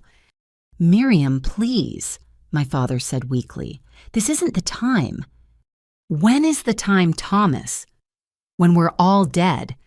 When there's no one left who remembers the truth." Miriam settled into a chair like a judge taking the bench. "Madison asked me about the missing girl in the photos. Should I tell her, or will you—" "There's nothing to tell," Patricia said, but her voice lacked its usual authority. "Nothing." Miriam's laugh was harsh. "Sophie wrote me letters, Patricia, every week until she died. I know about the money you borrowed from her accounts, the signatures you forged, the way you isolated her from anyone who might ask questions." "You're confused," Patricia said desperately. "Elderly people often—" "My mind is sharp as a tack, and you know it," Miriam snapped. "Just like I know Deborah never stole anything. Just like I know you intercepted my letters to her, returned her mail to me, told the family I was senile when I tried to defend her." The room erupted. Family members who'd been silent for a decade suddenly had questions. How did Miriam know about returned mail? What letters? What borrowed money? The younger generation had their phones out, recording everything, their instincts for drama finally serving justice. I watched Patricia try to regain control, but it was like watching someone try to hold back the ocean with their hands. The truth had found its champion in an 83-year-old woman who'd waited 20 years for this moment. "Show them Madison," Miriam commanded. "Show them what real investigation looks like, not Patricia's fairy tales." Madison connected her phone to the living room TV with the fluid motion of her generation. Suddenly, the screen filled with documents, postal receipts, bank records, emails. My investigator David had been thorough, but Madison had been brilliant, using her great-aunt's memories to guide her search. 3 months ago, I started looking into our missing cousin. Madison narrated with the confidence of someone who'd found their calling. What I found was a pattern of fraud, mail tampering, and systematic isolation that would make a cult leader proud. "Turn it off." Patricia lunged for the TV, but Marcus and Jennifer's husband held her back. "No," Jennifer said quietly, and I saw something shift in her face. "Let her finish. I want to see." What followed was a masterclass in investigative presentation. Madison had compiled evidence I didn't even know existed. Security footage from the post office showing Patricia filing false change of address forms. Bank records showing transfers from my grandmother's accounts to Patricia's personal shopping funds. Email metadata proving Patricia had accessed my accounts after I'd been exiled. The technical term is mail fraud, Madison said calmly. Also, identity theft, elder financial abuse, and conspiracy to defraud. I have a friend at the FBI who says this could be a 20-year sentence, minimum. Patricia's face had gone from red to white to a sickly gray. You don't understand. Deborah was troubled. She was going to destroy the family. I protected all of you. From what? Miriam demanded. From a young woman who loved you all, who spent every moment she could caring for her dying mother. What terrible crime did she commit except existing? She knows, Patricia screamed, finally cracking. She knows what I did before. In my first marriage, she was going to expose everything. The admission hung in the air like a confession at Judgment Day. I sat frozen in my hotel room processing this revelation. What had I known? What had I suspected that made me such a threat? Then it clicked. The conversations with Mom during her final weeks, her concerns about Patricia's previous husband's sudden death, the life insurance policy that had funded Patricia's lifestyle between marriages. Mom had asked me to look into it to protect Dad, but she died before I could investigate. So you destroyed her instead, Miriam said softly. Convinced Thomas his daughter was a thief, turned the family against her, made her disappear so your secrets would too. It worked, didn't it? Patricia laughed bitterly. 10 years of peace, 10 years of being the perfect stepmother, the family matriarch, until you had to ruin everything. I didn't ruin anything, Madison said firmly. You did. Every lie you told, every letter you returned, every family member you manipulated. It's all here, documented, verified, ready for law enforcement. That's when my father stood up. He'd been silent through the entire confrontation, but now he moved with purpose I hadn't seen in years. He walked to the study and returned with the photo album he'd hidden, my mother's album. I've carried this for 10 years, he said, his voice breaking. Hidden it from you, Patricia, because I knew you'd destroy it, just like you destroyed my daughter. I let you convince me she was guilty because believing you was easier than facing what I'd married. He opened the album to a page I remembered. Mom pregnant with me, standing in front of this very house, my father's arms around her, both glowing with anticipation. Sophia warned me, he continued. In her final days, she tried to tell me about your first husband, about the money. But I was so grateful to have someone managing the house, managing the grief, that I ignored her. And when Deborah brought me evidence about the missing money, I chose you. God help me, I chose you. Patricia tried to speak, but no words came. The family that had rallied around her for a decade was seeing her clearly for the first time, and the vision was horrifying. Where is she? Jennifer asked quietly. Where's Deborah? Is she even alive? I don't know, my father whispered. I've looked, hired investigators, but she vanished completely, like we taught her she should. I wanted to appear then, to walk through those doors and show them what their cruelty had created. But something held me back, a whisper of Emma's wisdom about not letting revenge consume the victory. This wasn't my moment yet. This was theirs to face what they'd done without the distraction of my presence. She's alive, Miriam said firmly. I know because I never stopped looking, never stopped believing. Somewhere out there, Sophie's daughter survived what you did to her. And someday when she's ready, she'll come home, to the family that deserves her, not the one that threw her away. As if on cue, Robert's voice echoed through the house. Ladies and gentlemen, dinner will be served shortly. The owner has requested I remind you that checkout is at 10 a.m. tomorrow. They hope you've enjoyed your stay at Paradise Cove and that it's been enlightening. The word choice wasn't accidental. I'd written that script myself, wanting them to feel the walls closing in without understanding why. Tomorrow morning, those walls would collapse entirely when they discovered whose house they'd been exposing their secrets in. "I can't stay here," Patricia said, her voice small and defeated. Not with all of you looking at me like that." "You'll stay," Miriam commanded. "You'll stay and face what you've done. Tomorrow we decide whether Madison gives her evidence to the authorities or whether you confess everything to Deborah yourself if we can find her. But tonight you sit with your guilt. Let it eat at you the way it's eaten at Thomas for 10 years. The family dispersed slowly, shell-shocked by revelations that had shattered their comfortable narrative. Some comforted my father, who wept openly for the first time since my mother's funeral. Others huddled around Miriam and Madison, the unlikely alliance of age and youth that had brought down Patricia's empire of lies. Patricia herself sat alone on the same sofa where she'd held court just yesterday, her kingdom in ruins around her. She looked older, smaller, like a witch, whose power had been broken by simple truth. I watched until the sun set, painting the sky the color of justice delayed, but not denied. Tomorrow they would learn the full scope of their situation, that every confession had been recorded, every tear documented, every truth captured by the very person they'd tried to erase. But tonight was for them to sit with their choices, to understand what they'd lost, to begin comprehending the magnitude of their betrayal. The entry confrontation was over, but the real reckoning had just begun. And I held all the cards they'd spent 10 years pretending didn't exist. Dawn broke gray and subdued on Sunday morning, matching the atmosphere inside the house. Through the cameras, I watched my family move like ghosts through their morning routines. Patricia hadn't left her room. My father sat in the study, surrounded by photo albums, apparently having spent the night revisiting memories he'd buried. The younger generation huddled in clusters, processing yesterday's revelations through TikToks and group chats. At precisely 8 a.m., Robert's voice echoed through the intercom system. "Good morning. I apologize for the interruption, but we have an urgent security matter.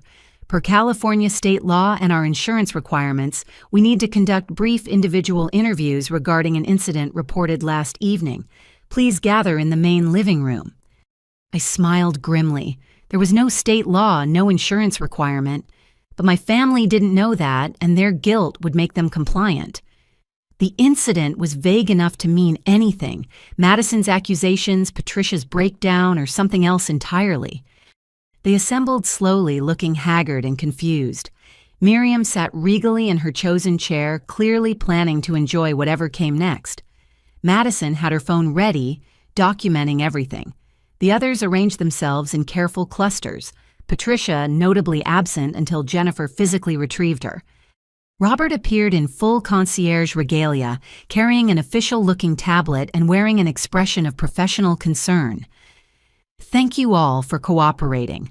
Last evening, our security system detected what we call an accountability event, a situation requiring documentation for legal purposes." "What kind of situation?" Marcus asked nervously. "That's what we need to determine," Robert replied smoothly. "Our owner takes guest safety very seriously. When our systems flag potential fraud, identity theft, or other criminal activities discussed on the property, we're obligated to investigate." The room went silent. Patricia swayed slightly, gripping Jennifer's arm. "You've been recording us," Uncle Richard demanded, his pompous meditation leader persona cracking. "The property disclosure you signed clearly states that common areas have security monitoring." Robert said, producing a document none of them had actually read. "For your protection, of course. Now we'll need to interview each of you individually. Should take no more than 10 minutes per person. Who'd like to go first?" Nobody volunteered. The silence stretched until Miriam stood with a warrior's grin. "I'll go. I've got nothing to hide and plenty to say." She followed Robert to the improvised interview room. Actually, the breakfast nook transformed with strategic lighting and a camera angle that would capture every micro-expression. I had a direct feed to Robert's earpiece, though I'd promised to use it sparingly. "Please state your name for the record," Robert began. "Miriam Goldstein," sister of Sophie Thompson, great-aunt of the stolen child Deborah Thompson, and witness to 10 years of family fraud orchestrated by Patricia Thompson. Robert didn't even have to prompt her. Miriam unleashed 20 years of suppressed truth, detailing dates, conversations, and evidence with the precision of someone who'd been preparing for this moment. She spoke of Patricia's isolation tactics, the suspicious circumstances of her first husband's death, and Sophie's deathbed warnings about the woman who'd married her son-in-law. My sister knew, Miriam concluded. She tried to protect Deborah, even left documents proving Patricia's theft. But grief makes people stupid, and Thomas was grieving. We all were. Patricia used that grief like a weapon. When she emerged, she patted Robert's cheek like a proud grandmother. Such a nice young man. Very thorough. Madison, dear, you're next. Tell him about your research. Madison practically bounced into the interview room, eager to present her findings to an official audience. She'd brought visual aids, printouts of documents, screenshots of conversations, even a PowerPoint she'd apparently created at 3 a.m. titled, "The Systematic Destruction of Deborah Thompson, a Case Study in Family Fraud." "I started investigating 3 months ago," she began without prompting. "My mom always got weird when I asked about the missing cousin in old photos, said it was complicated and painful. But I'm 17. Everything's complicated and painful. That's not a reason to pretend someone never existed." She walked Robert through her investigation with the enthusiasm of someone who'd found their calling. The postal fraud, the bank records, the pattern of behavior that pointed to deliberate, calculated destruction of a family member's life. "The thing is," Madison said, leaning forward conspiratorially, "I think Deborah's doing amazing somewhere. Like anyone who could survive what Patricia did is probably a superhero now. I hope she's like a billionaire or something laughing at all of us." I nearly choked on my coffee. Emma had to pause the feed while I collected myself. The interviews continued throughout the morning. Each family member entered nervous and emerged shaken. Some, like Jennifer, broke down completely. "I knew something was wrong," she sobbed. "Deborah would never steal. She used to give me her allowance when I forgot my lunch money. But Mom was gone, and Patricia seemed so sure, and Dad believed her. I was a coward. I chose comfort over my sister, and I've regretted it every day since." Others, like Marcus, made excuses wrapped in half apologies. "Look, I was building my business. I didn't have time for family drama. Patricia said Deborah stole money. Dad confirmed it. What was I supposed to do? Launch my own investigation? I had a wife, kids' responsibilities. Maybe I should have asked more questions, but hindsight's 20/20, right?" The extended family revealed a fascinating pattern. Those who'd questioned the narrative had been systematically excluded or discredited. Cousin Robert mentioned how his wedding invitation had mysteriously gotten lost after he'd suggested finding Deborah. Aunt Helen disclosed that Patricia had threatened to reveal her husband's business bankruptcy if she kept stirring up trouble. "She had something on everyone," Helen said quietly. "Financial troubles, health issues, marriage problems. Patricia collected secrets like weapons. If you questioned her about Deborah, suddenly your private business became family gossip. We learned to stay quiet." By noon, only 2 people remained, my father and Patricia. Thomas went first, moving like a man walking to his execution. On the monitor, I watched him sit heavily in the interview chair, his hands shaking as he folded them in his lap. "I killed my daughter," he said without preamble. "Not literally, but I might as well have. She came to me with evidence that Patricia was stealing, and I chose my new wife over my child. What kind of father does that?" Robert maintained his professional composure, but I saw him swallow hard. "Can you elaborate on the evidence she presented?" "Video footage of Patricia taking money from the safe, bank statements showing suspicious transfers. Deborah begged me to look at it to believe her." His voice broke. I told her she was being dramatic, that grief was making her paranoid. I let Patricia convince me that my brilliant, loving daughter was a thief and an addict. "Why?" Robert asked gently. Thomas was quiet for so long I thought he wouldn't answer. Then, "Because I was weak. Because Patricia made my life easy when Sophia's death made it impossible. Because believing Deborah meant admitting I'd married a monster while my wife's body was barely cold. Because I was a coward who chose convenience over truth. He looked directly at the camera then, and I gasped. It was like he could see me through the lens.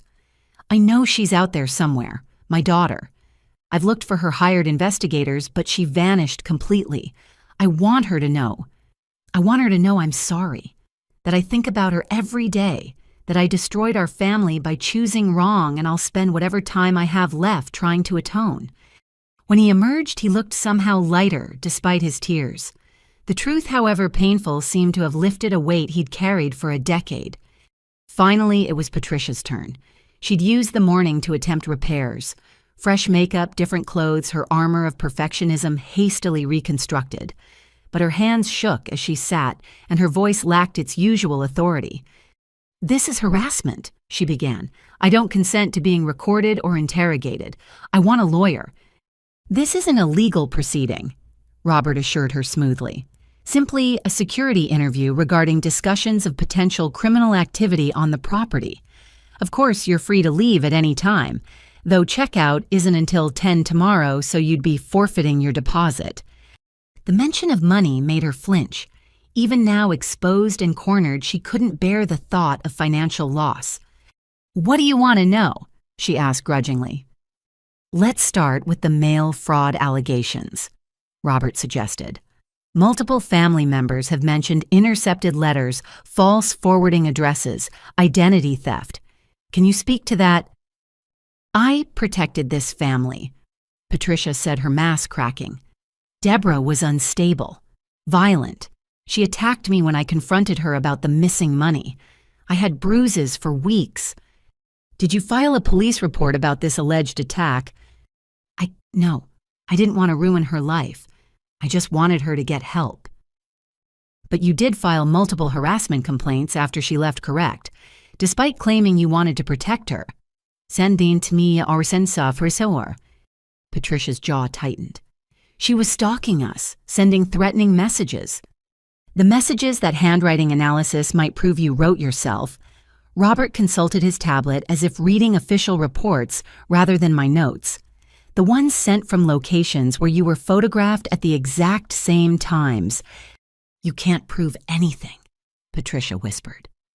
"Actually," Robert said conversationally, "Madison's research is quite thorough. FBI level one might say. But let's discuss your first husband's death. Several family members mentioned concerns about the circumstances." Patricia went white. "That was ruled a heart attack. Natural causes. I don't have to listen to this." She stood to leave, but Robert's next words stopped her cold. "The owner of this property has a particular interest in that case. They've been conducting their own investigation. Amazing what money can uncover. Medical records, insurance documents, witness statements that were never properly investigated 25 years ago." "The owner," Patricia's voice cracked, "who owns this place who's doing this to me?" "Someone very interested in justice," Robert replied. "Someone who believes the truth always surfaces no matter how deep it's buried. Someone who's been watching, waiting, preparing for this exact moment." Patricia ran, literally bolted from the room, her designer heels clicking frantically on marble as she fled to her suite. Through the cameras, I watched her throwing clothes into suitcases, muttering frantically, making phone calls to lawyers who weren't answering on Sunday afternoon. The rest of the family gathered in the living room processing what they'd witnessed. The interviews had stripped away final pretenses, leaving them with the raw truth of what they'd enabled through action or silence. "She's not coming to dinner," Jennifer said unnecessarily. "Good," Miriam replied. "We have things to discuss without her poison in the air, like what we're going to do when we find Deborah. Because we will find her. This family owes her that much." Madison pulled up her laptop. "I've actually got some leads. There's a tech billionaire who appeared around the time Deborah vanished. Same age, same background in finance, but no photos, very private. Her company just sold for billions. The timeline matches perfectly." My heart stopped. The investigation skills that had exposed Patricia were now turning toward me. I watched my family lean in hope and curiosity, replacing the morning's despair. "What's her name?" Jennifer asked breathlessly. "The records are sealed, but," Madison grinned, "I've got a friend who's really good with corporate databases. Give me a few hours." As they scattered to prepare for their final dinner at Paradise Cove, I sat back in my hotel chair, mind racing. The security interviews had exceeded every expectation, drawing out truths and confessions I'd never imagined hearing. But now my anonymity was threatened by the very person who'd fought for my vindication. "She's going to find you," Emma said softly. "That girl's like a bloodhound with Wi-Fi. What do you want to do?" I looked at the screens showing my family. Broken, but finally honest, shattered, but beginning to heal. Tomorrow at checkout, they'd learn whose house they'd confessed in. But maybe if Madison's investigation succeeded, they'd learn it tonight. Let her find me, I decided. Let her be the one to solve the mystery. She's earned that right. The final act was approaching faster than planned, but perhaps that was fitting. 10 years of secrets were unraveling in a single weekend, and the girl who'd been erased was about to be discovered by the cousin who refused to let her stay, disappeared. Justice, I was learning, had its own timeline. And sometimes the best revenge wasn't revealing yourself. It was letting others fight to find you, proving once and for all that you mattered enough to be missed. By 5 p.m. on Sunday, the house resembled a war zone of emotional devastation. Through the cameras, I watched alliances crumble and new ones form as the full weight of the morning's confessions settled over my family like ash from a volcanic eruption. Patricia had barricaded herself in the master suite, refusing all attempts at contact. Through the bedroom camera, I could see her pacing, frantically phone, pressed to her ear, leaving increasingly desperate voicemails for attorneys who wouldn't call back until Monday. Her designer luggage lay half-packed on the bedclothes, spilling out like evidence of her unraveling. In the kitchen, Jennifer and Marcus faced off over a bottle of wine that had already been half-emptied. Their childhood dynamic of protective older brother and anxious younger sister had shattered completely. "You knew," Jennifer accused, her voice raw from crying. "You knew Patricia was lying about the bank statements. You work in real estate. You know how to read financial documents. You could have verified Deborah's story in 5 minutes." Marcus slammed his glass down hard enough to crack the stem. "And what destroyed Dad's new marriage, make us all homeless? Patricia controlled everything by then. The house, the account's Dad's entire life. If I'd challenged her, she'd have turned him against me too. So you sacrificed our sister instead," Jennifer said flatly. "You let a 22-year-old girl take the fall so you could keep your comfortable life." "Don't act so noble," Marcus shot back. "You folded just as fast. One threat from Patricia about revealing your husband's affair, and you went silent. We all had our price. Deborah was just the one who paid it." From the family room, Aunt Helen's voice rose above the general chaos. "This is what she wanted. Don't you see Patricia divided us then, and she's dividing us now? We're so busy blaming each other that we're forgetting who orchestrated all of this." But the fractures ran too deep for easy reconciliation. 20 years of suppressed guilt and resentment erupted in accusations that flew like shrapnel. Uncle Richard blamed Thomas for bringing Patricia into their lives. Cousin Robert revealed that Patricia had sabotaged his business loan application after he'd questioned Deborah's exile. Even the teenagers took sides, some defending their parents' impossible choices, while others condemned the entire adult generation as cowards and enablers. Madison alone seemed focused on the future rather than the past. She'd commandeered the dining room table, laptops and phones, spread out like a command center her friend network mobilized in the hunt for their missing cousin. I watched her work with a mixture of pride and panic, knowing it was only a matter of time before her digital bloodhounds caught my scent. "Got something," she announced to anyone listening. "A shell company registered in Delaware 3 years after Deborah disappeared. The formation date matches perfectly with some patent filings for financial technology. And get this, the company's law firm. They specialize in privacy protection for high net worth individuals who've experienced family trauma. My stomach dropped. She was following the breadcrumbs Sandra Kim had tried so hard to hide. The irony was breathtaking. The same determination that had exposed Patricia was now hunting me down. Miriam joined Madison at her improvised investigation center. "Show me everything, dear. My old eyes might catch something yours missed."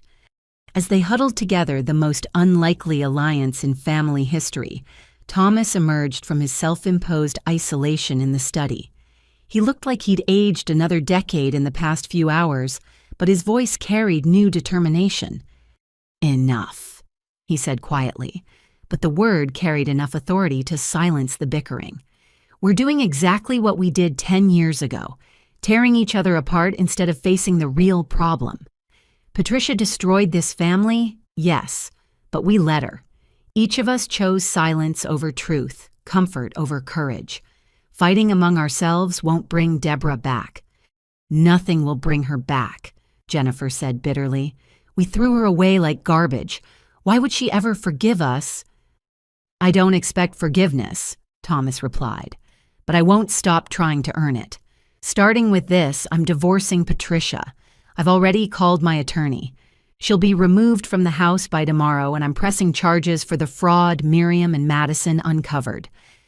The room went silent. Patricia must have heard through the door because a crash echoed from the master suite, followed by muffled cursing. "It's too late for gestures," Marcus said, but his voice lacked conviction. "It's never too late for truth," Miriam interjected. "Sophie used to say that redemption isn't a destination, it's a direction. You turn toward the light and keep walking, even if you never reach it."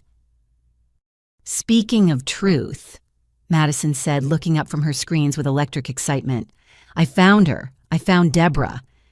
The family converged on the dining room like iron filings to a magnet. I gripped my chair arms, heart hammering, as I watched Madison pull up article after article on her main screen. "She's brilliant," Madison breathed.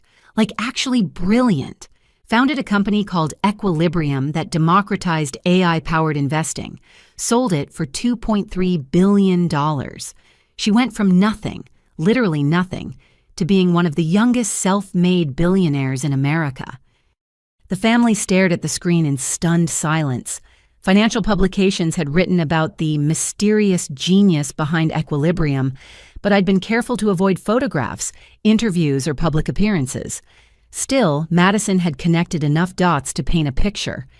That's impossible," Marcus stammered. "She was 22 when she left. How could she build something like that?" "Because she's a Thompson," Miriam said proudly. "Sophie's granddaughter, my blood. You thought you destroyed her, but you only forged her into something stronger. There's more." Madison continued scrolling through corporate records. "The acquisition happened just 6 months ago, and look at this. One of the bidders was Meridian Capital, run by Raymond Chen, Patricia's brother." The implications hit the room like a physical force. Patricia's family had tried to buy Deborah's company. The interconnected web of greed and manipulation ran even deeper than they'd imagined. "She fought them off," Madison reported with obvious admiration. "Sold to a Japanese company instead, kept partial ownership and full control. She didn't just survive what you did to her. She conquered an entire industry." Jennifer began crying again, but these tears were different. Pride mixed with devastating regret. "My little sister built a billion-dollar company while we were pretending she didn't exist." "Wait," Madison said suddenly, fingers flying across her keyboard. "The timeline, the location. Oh my God." She looked up with an expression of stunned realization. "The shell company that bought this house, the renovation timing, the security system that just happened to catch everything we said this weekend." The room went absolutely still. Even the ocean seemed to hold its breath. "She owns this house," Madison whispered. "Deborah owns this house. We're in her house right now. She's been watching everything." The explosion of reactions was immediate and deafening. Some family members ran to windows as if they might spot me. Others stared at corners, suddenly conscious of the cameras they'd ignored all weekend. Patricia's scream from the master suite could probably be heard in Santa Barbara. But it was Thomas's reaction that broke my heart.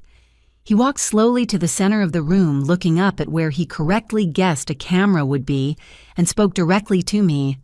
"Deborah, if you're watching, I'm sorry. I'm so deeply, desperately sorry. I failed you as a father. I chose convenience over truth, a predator over my own daughter. I don't expect forgiveness. I don't deserve it.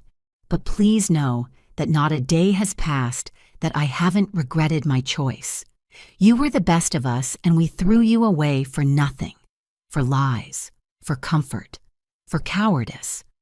He broke down completely, then the kind of raw, ugly crying that men of his generation usually died before displaying. Jennifer and Marcus flanked him, their own tears falling as the magnitude of their location sank in.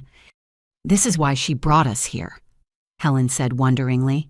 "To face ourselves, to confess without the ability to hide or pretend. She gave us the rope to hang ourselves with truth." "No," Miriam corrected firmly. "She gave you the chance to finally be honest, to admit what you did, to begin making amends if that's even possible. Don't you see she could have destroyed you all, sent the recordings to newspapers, posted them online, ruined your reputations forever? Instead, she let you speak your truth privately among family." "But she's not family anymore," Marcus said hollowly. "We made sure of that." "Family isn't just blood," Madison said fiercely. "It's choice, and you all chose wrong. But Deborah, she chose to build something beautiful from your ugliness.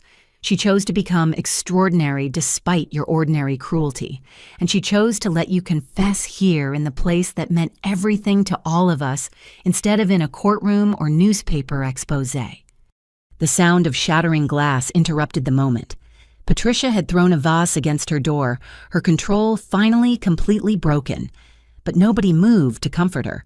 Her reign of terror was over-ended by the very person she'd tried to erase.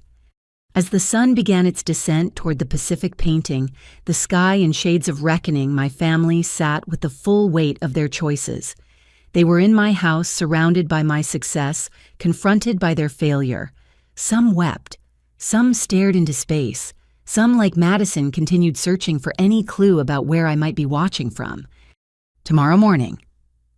Robert's voice came through the intercom, making everyone jump. "Checkout is at 10 a.m. The owner has requested that Mrs. Patricia Thompson leave the property immediately. Security will escort her out within the hour. The rest of you are welcome to stay until morning to process recent revelations." "Will she be there?" Thomas asked desperately. "At checkout, will Deborah come?" Robert's pause was perfectly theatrical. "The owner's plans are their own to reveal. But I've been asked to tell you this. Every moment of this weekend has been recorded. Every confession, every truth, every tear. What happens with those recordings depends entirely on what you do next." The implications were clear. I held their secrets, their admissions of guilt, their tears of regret. But more than that, I held their future in my hands. The same hands they'd tried to cut off 10 years ago. As Patricia was escorted out, screaming threats and denials that nobody listened to anymore, the family faced their first night of real truth in a decade. They huddled together, not in celebration, but in shared culpability, finally united by honesty instead of lies. Madison caught my attention one last time before I closed the laptop for the evening. She'd turned to a camera, speaking as if we were having a conversation. "I know you're watching, Cousin Deborah, and I want you to know I'm proud of you. Proud that you survived. Proud that you thrived. Proud that you're giving them a chance to face themselves. I hope someday you'll give me a chance to know you. The real you, not the ghost story they created. Because I think you might be the most badass woman in our entire messed up family, and I'd really like to learn from you." Her words followed me as I prepared for tomorrow's final act. The family fracture was complete, but from the broken pieces, something new might grow, something honest, something real. Whether I'd be part of that new family remained to be seen, but for the first time in 10 years, it felt like a possibility worth considering. The truth had set them free from Patricia's lies. Tomorrow, we'd learn if it could also free us from the past that had divided us. Monday, August 18th, 10 a.m. I stood in the marble-floored foyer of my Malibu estate, my heart a percussion section playing a symphony of anticipation and terror. Emma waited beside me, her presence a steady anchor in the storm of emotions, threatening to capsize my carefully maintained control. We'd arrived at 9:30, entering through the private entrance to avoid early encounters.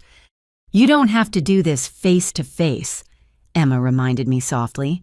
"You could reveal yourself through Robert, through lawyers, through video screens. You've already won." "No," I said, adjusting the collar of my simple but impeccably tailored black suit. "They need to see me. I need to see them. 10 years of hiding ends today." Through the security monitors in the foyer, I watched my family's final morning in my house. They moved like survivors of a shipwreck, gathering their belongings with mechanical movements. Some had clearly not slept. Madison was still at her laptop. Jennifer's eyes were swollen from crying, and Thomas sat in the study staring at photo albums as if they might rewrite history. Patricia was gone, escorted out the previous evening in a scene that would have been comedic if it weren't so pathetic. She'd threatened lawsuits, police reports, and media exposure before Robert calmly reminded her that every threat was being recorded and would be admissible in her upcoming fraud trial. Her final words screamed from the back of her departing Uber were, "She planned all this. Deborah's insane. She's dangerous." For once, Patricia was almost right. I had planned this. Every detail, every revelation, every moment leading to this final confrontation. Whether that made me insane or dangerous was a judgment I'd leave to others. "They're gathering," Emma reported, watching the main monitor. "Robert's directing them to the grand living room for checkout procedures." I took a deep breath, tasting salt air and possibility. 10 years ago, I'd left this house as a broken girl accused of crimes I hadn't committed. Today, I'd face my accusers as the woman their betrayal had created, successful beyond their comprehension, wealthy beyond their dreams, and holding their secrets in my manicured hands. "It's time," I said. We walked through hallways I'd filled with hidden cameras, past rooms that had captured confessions, and tears toward the family that had tried to erase me. The click of my heels on marble counted down the seconds to impact. I heard their voices before I saw them, nervous chatter, speculation about whether I'd actually appear, arguments about what to say if I did. Madison's voice rose above the rest. "Everyone just needs to be honest. No more lies, no more excuses. We tell her the truth and accept whatever comes next." "What if she wants revenge?" Marcus asked nervously. "She has recordings of everything. She could destroy our lives." "Then we'd deserve it." Miriam's voice cut through like steel. "But I don't think that's what Deborah wants. A person seeking simple revenge doesn't create this elaborate unveiling of truth. She wants something more."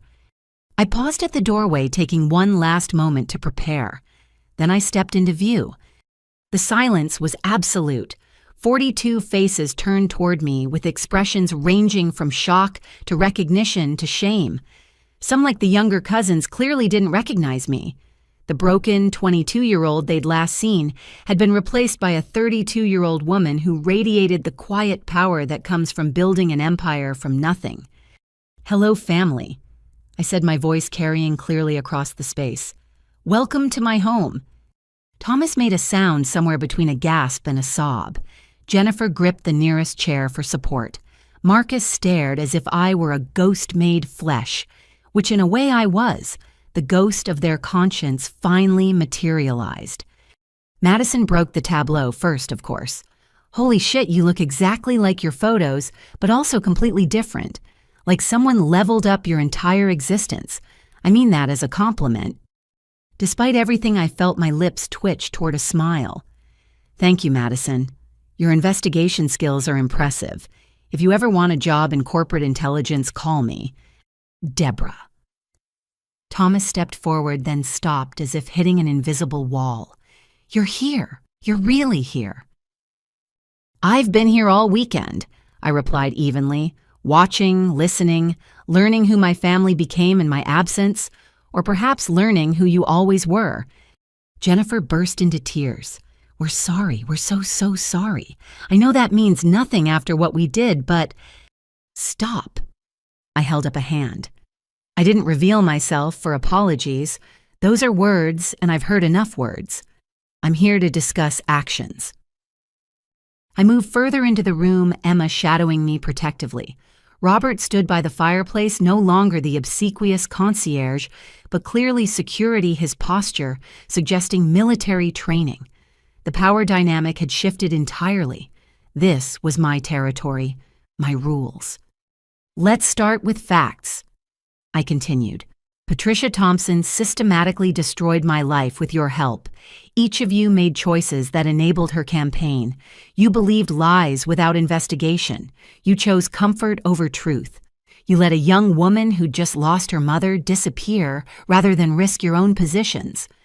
We know, Helen said quietly. We've spent the weekend facing that. The question is, what happens now? I pulled out a sleek tablet, its screen showing thumbnails of recorded conversations. What happens now depends on you. I have enough evidence here to destroy Patricia legally. Fraud, theft, mail, tampering, conspiracy.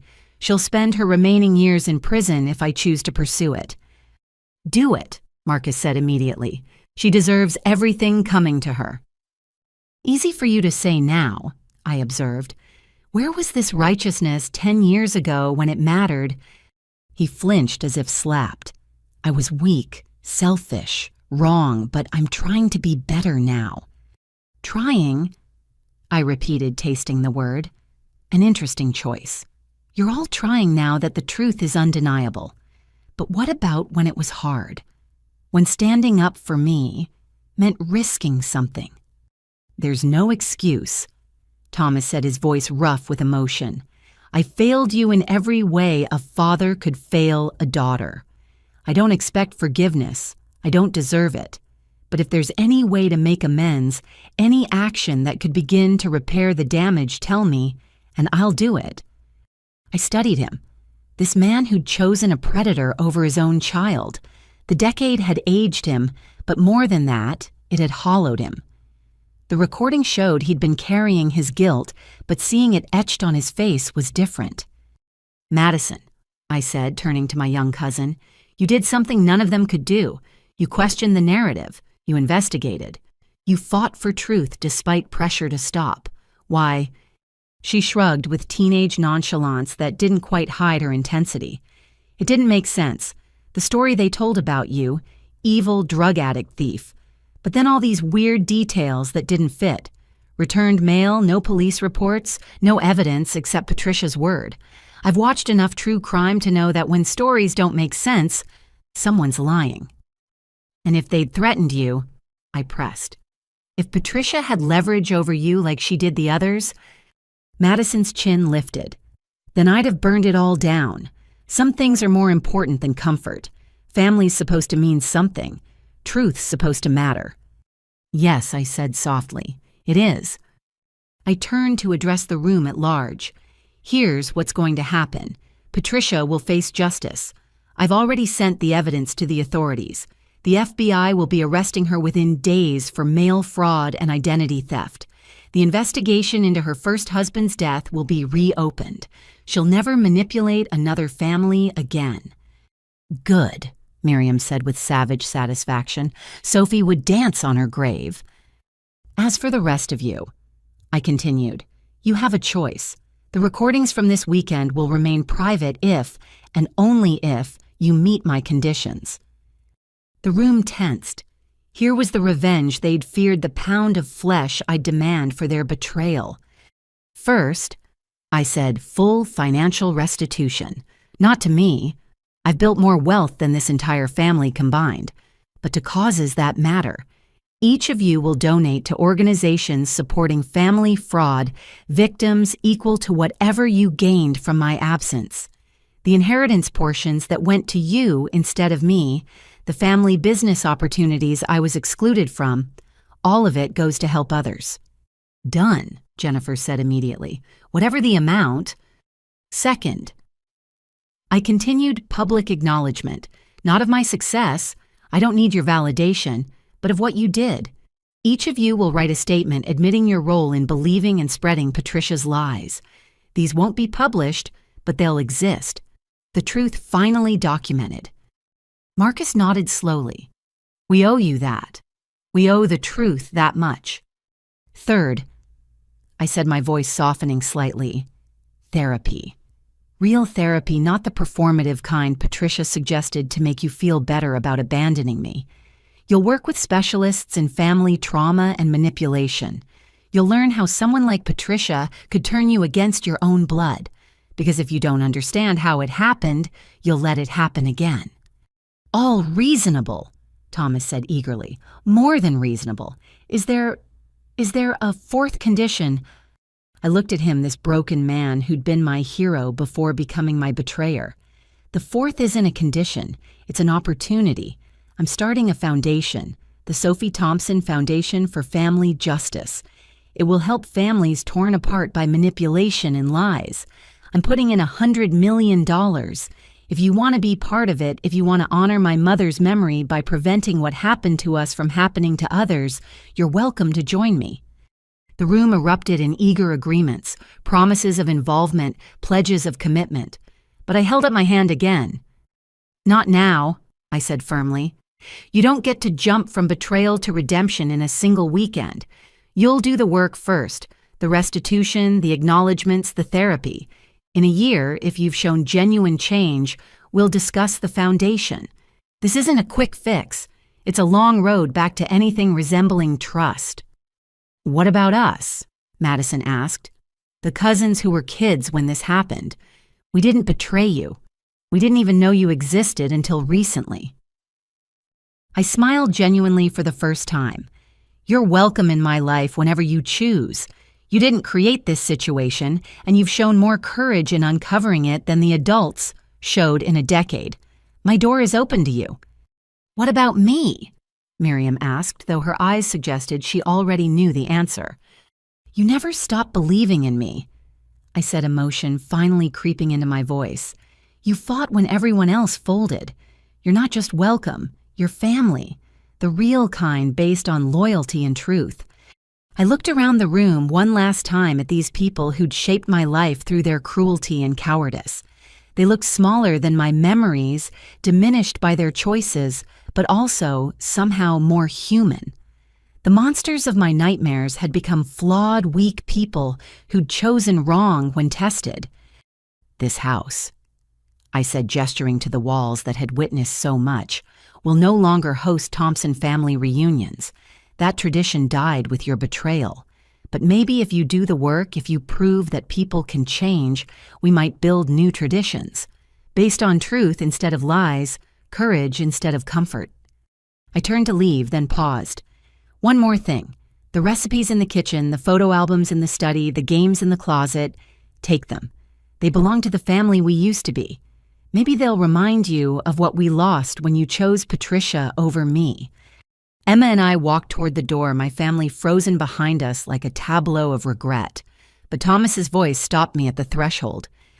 Deborah. He called, tears streaming down his face. Can you ever forgive us? Not now, I know, but someday is it even possible? I turned back, meeting the eyes of the man who'd been my father before becoming my judge and jury. I don't know, I said honestly.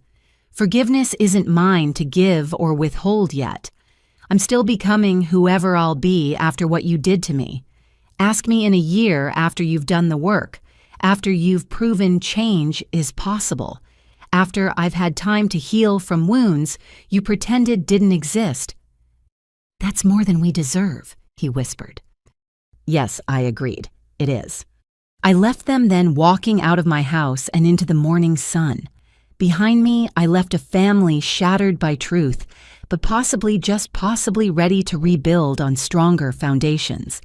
Ahead lay my own future, no longer defined by their betrayal, but informed by it, strengthened by it, transformed by it. How do you feel? Emma asked as we reached my car. I considered the question testing my emotional state like probing a healing wound. Free, I said finally. For the first time in 10 years, I feel free. The grand reveal was over.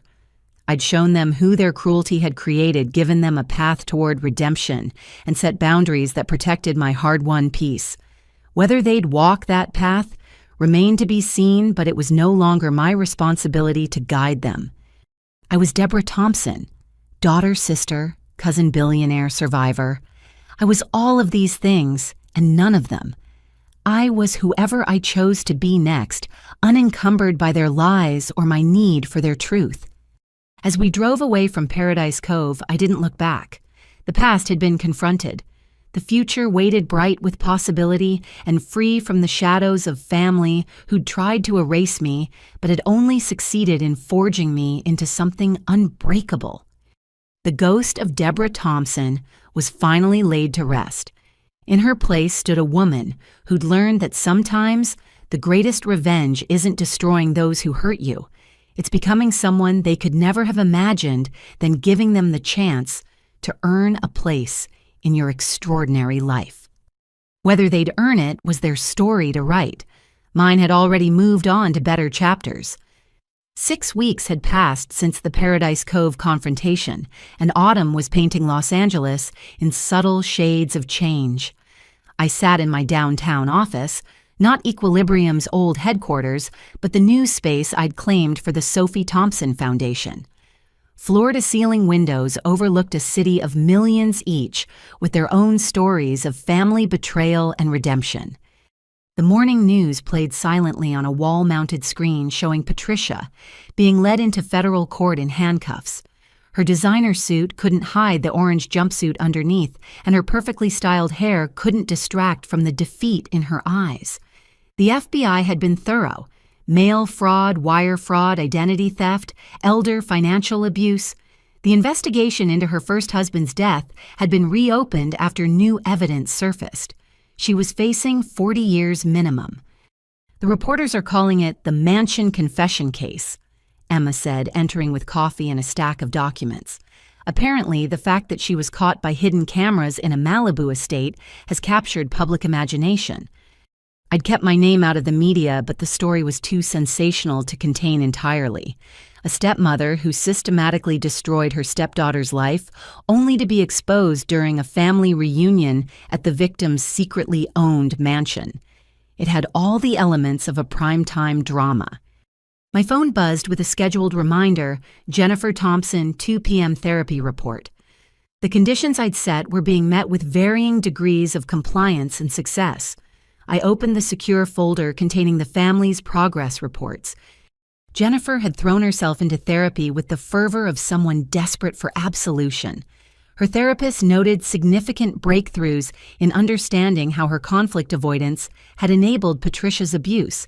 The financial restitution had been paid in full, $200,000 donated to the National Center for Victims of Crime. Her written acknowledgement was 12 pages of raw honesty about her cowardice and its cost. Marcus was struggling more. His therapist reported resistance to accepting full responsibility, a tendency to minimize his role as passive rather than actively harmful. He'd paid his restitution, but seemed to view it as a transaction that should buy immediate forgiveness. His written statement read more like a legal document than a genuine acknowledgement. Thomas had surprised everyone, including himself. At 72, he'd entered intensive therapy with the dedication of someone who knew they were running out of time to make things right. He'd liquidated assets to donate $5 million to various family justice organizations. His acknowledgement letter arrived weekly. He kept rewriting it, each version diving deeper into his failures as a father and husband. The extended family showed predictable variation. Some, like Aunt Helen, had embraced the chance for redemption. Others had met minimum requirements while clearly resenting the imposition. The cousins who'd been children during my exile were the most genuine in their efforts to understand and atone for their passive complicity. But it was Madison who continued to astound. She'd started a podcast called Family Secrets: The Stories We Don't Tell, focusing on family manipulation and the path to healing. Her first season, drawing carefully anonymized lessons from our family's experience, had already helped dozens of listeners recognize toxic patterns in their own lives. She donated her entire college savings to the foundation and was working part-time to rebuild it. "I have an appointment," I told Emma, gathering my things. "Madison's coming by to discuss her foundation internship proposal." "You're really going to let her in?" Emma asked carefully. "She's brilliant, but she's also family. Complicated family." "She's earned it," I said simply. "Besides, someone needs to carry on Sophie Thompson's legacy of asking uncomfortable questions. Madison's proven she has the stomach for it." An hour later, Madison burst into my office with her characteristic energy laptop bag swinging and eyes bright with purpose. She traded her summer rebellion aesthetic for young professional, but the sharp intelligence remained undimmed. "I've mapped out a whole program," she announced without preamble, spreading documents across my desk. "Outreach to families showing signs of manipulation, educational resources about financial abuse, a hotline staffed by survivors. And look, I've already got partnership interest from 3 universities for research programs." I reviewed her proposals, impressed despite myself. She'd clearly inherited the Thompson business acumen that Patricia had tried to steal exclusively for herself. "This is ambitious," I noted. "It would require significant resources and someone willing to work 60-hour weeks for modest nonprofit pay." "I'm not in it for the money," Madison said firmly. "I'm in it because what happened to you happens to thousands of people every day. They just don't usually have the resources to build billion-dollar companies and buy revenge houses. They need advocates. They need hope. They need proof that survival is possible. And you think you can provide that?" She met my eyes directly. "I think we can provide that. You've got the resources and the lived experience. I've got the energy and the platform. Together, we could save families from what ours went through." I leaned back, studying this remarkable young woman who'd refused to accept comfortable lies. "You know, working with me means working with someone your family abandoned. Some of them still resent my conditions. It could get complicated." "Family's already complicated," Madison shrugged. "At least this kind of complicated comes with purpose. Besides, someone needs to document the foundation's work, and I'm already the family historian of uncomfortable truths." I made my decision. "Internship starts Monday. Expect long hours, difficult cases, and the occasional family member trying to use you as a go-between." "Already happening," she grinned. "Dad keeps asking if you've mentioned him. Mom wants to know if you've read her latest acknowledgement letter. Even Miriam's been probing for information about your emotional state." "And what do you tell them?" "The truth," Madison said simply, "that you're building something more important than family reconciliation. You're building prevention. You're making sure other Deborahs don't disappear into exile because their families choose comfort over truth." After she left, I stood at my window watching the city pulse with life. Each light represented a family, and statistics suggested too many harbored their own Patricias, their own complicit enablers, their own exiled truth-tellers. My phone rang, Thomas's weekly call. I'd started answering them 3 weeks ago, though our conversations remained carefully bounded. "Deborah." His voice was tentative, as if I might hang up at any moment. "I wanted you to know, the divorce is final. Patricia got nothing. The judge was unsympathetic to her situation." "I know," I said. "I've been monitoring the legal proceedings." "Of course you have." A pause. "I've been thinking about your mother lately, about what she'd think of all this. I think she'd be proud of what you've built. Not just the money, but the foundation. The chance for redemption you've offered, even when we deserve none." "Mom believed in second chances," I acknowledged. "But she also believed in consequences. Patricia's facing hers. You're all facing yours. What matters is what you do next." "I want to do more," he said urgently. "The donations, the therapy, the acknowledgments, they feel insufficient. I stole 10 years from you. How do I give that back?" "You can't," I said flatly.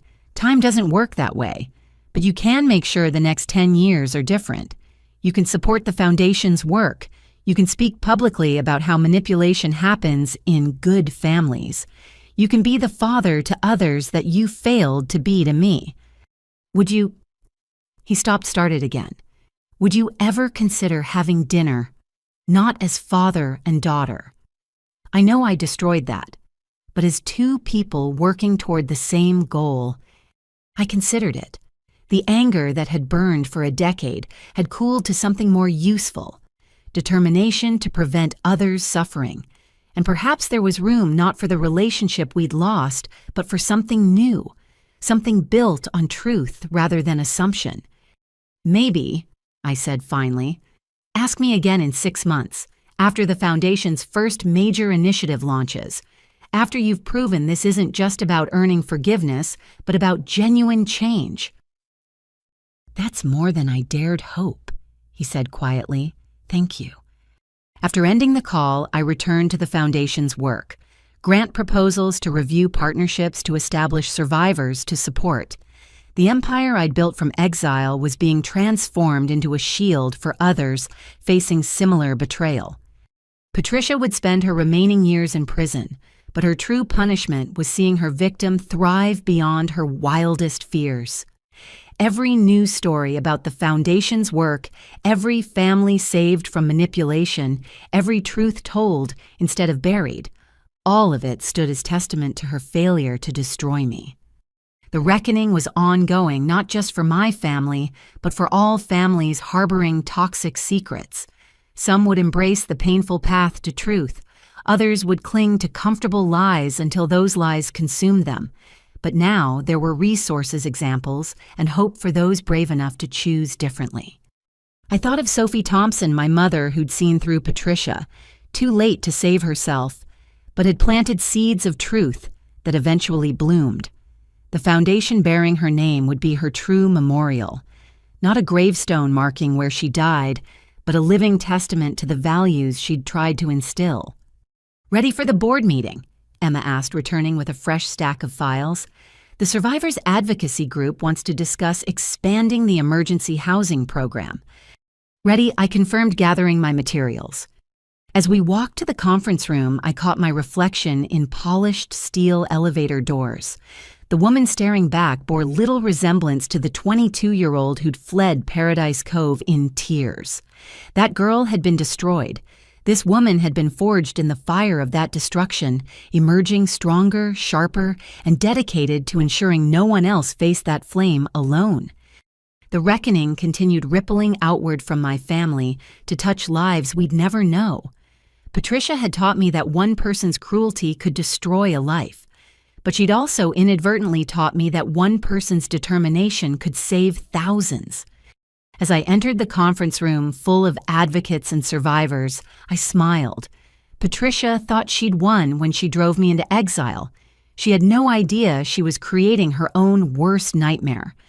A victim who refused to stay, victimized a ghost who came back stronger than the living a discarded daughter who built an empire from the ashes of betrayal. The reckoning wasn't revenge. It was revolution, and it had only just begun. The November rain drummed against the floor-to-ceiling windows of the Foundation's conference room, where I'd gathered those family members who'd completed 6 months of the required work. Not everyone had been invited. Marcus had dropped out of therapy after 3 months, claiming the demands of his failing real estate business made continuation impossible. Several cousins had paid their restitution, but shown no genuine growth. They weren't ready for this conversation. Those present had earned their seats through consistent action. Thomas, Jennifer, Aunt Helen, and surprisingly, Uncle Richard, who'd undergone perhaps the most dramatic transformation. The younger generation was represented by Madison, who'd become integral to the Foundation's work, and 3 cousins who'd shown genuine commitment to understanding how they'd been complicit through silence. Thank you for coming. I began standing at the head of the table where Patricia had once held court over family meetings. 6 months ago, I gave you conditions for remaining in my life. Today, we discuss what comes next. The tablets in front of each person displayed their progress reports, therapy summaries, restitution confirmations, and most importantly, the personal acknowledgement letters they'd written. Some, like Jennifer's, had evolved through multiple drafts into genuine explorations of accountability. Others remained surface-level meeting requirements without embracing their spirit. Before we continue, I said, I need to share something Patricia revealed during her confession. She claimed I knew something about her past that made me a threat. I've spent months investigating what she meant. I clicked a remote and the wall screen displayed a series of documents. Patricia's first husband, Martin Chen, died of a heart attack at age 35. No history of cardiac problems.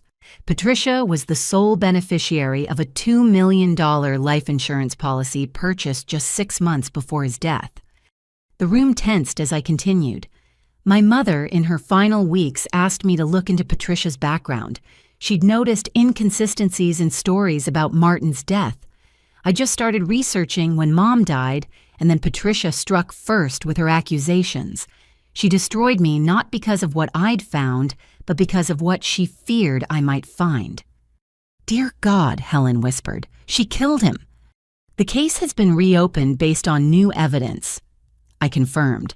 A witness has come forward who saw Patricia purchasing the exact medication that, when combined with Martin's prescribed blood pressure medicine, could trigger a fatal cardiac event. It's circumstantial, but compelling. Thomas's face had gone gray. I married a murderer, brought a murderer into our family, chose her over my own daughter. You chose blindness over discomfort, I corrected, which brings us to why we're here. I've decided to offer selective forgiveness, not blanket absolution, but specific recognition of growth and change. I turned first to Helen. You were the first to question Patricia's narrative even when threatened. You tried to investigate, tried to reach me. Fear silenced you, but conscience never died. I forgive you. Helen burst into tears, reaching across the table. I let her take my hand briefly, the first physical contact I'd allowed with any family member since the reveal. Richard. I continued, turning to my uncle. Your transformation has been remarkable. From pompous enabler to genuine advocate for family abuse survivors. Your work with male survivors of family manipulation has opened important conversations. I forgive you. Richard nodded, his own eyes wet. The meditation teaching facade had crumbled, entirely replaced by someone who'd found actual wisdom through confronting his failures. Jennifer. My sister straightened, hope and fear warring on her face. Your journey has been painful to watch, confronting your conflict avoidance, understanding how your passivity enabled abuse. That takes courage. But you've done the work consistently and genuinely. I forgive you. Jennifer sobbed openly, mascara streaming. I don't deserve it. I should have protected you. I was older. I should have. Should have is the past, I interrupted. What you do now is what matters. I paused before addressing Thomas. My father had aged dramatically in 6 months, but somehow looked more solid, as if truth had replaced the rot at his core. Thomas, I said, unable to call him Dad yet, your work has been the most extensive. Financial restitution beyond requirements. Public speeches about how good fathers can fail their children. The survivor support group you started for parents who enabled abuse. You've faced your failures without excuses. He waited, hands folded, accepting whatever judgment came. I'm not ready to forgive you completely, I said honestly. The wound you inflicted was the deepest. A father's betrayal hits differently than others. But I acknowledge your genuine transformation. I'm willing to work toward forgiveness in time. That's more grace than I deserve, he said quietly. I'll keep earning it. I turned to the younger generation. You were children manipulated by adults who should have protected truth. There's nothing to forgive, but I'm proud of how you've responded to learning the truth. Madison especially has become a force for justice that would make Sophie Thompson proud. Madison beamed, then quickly sobered. What about the others? Marcus, the cousins who dropped out. They've made their choice, I said firmly. The door isn't permanently closed, but it's no longer open. If they want to reconnect, they'll need to start from the beginning, and I'll be much less patient with second chances. Now, why? I continued pulling up new documents on the tablets. Let's discuss the future. The Foundation has identified 3 major initiatives for the coming year. I want family involvement, but only from those who've proven their commitment.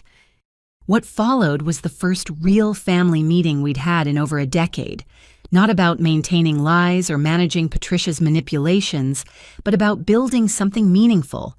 Helen's experience in nonprofit management, Richard's connections to therapeutic communities, Jennifer's educational background, all could serve the Foundation's mission. There's one more thing, I said, as the meeting wound down.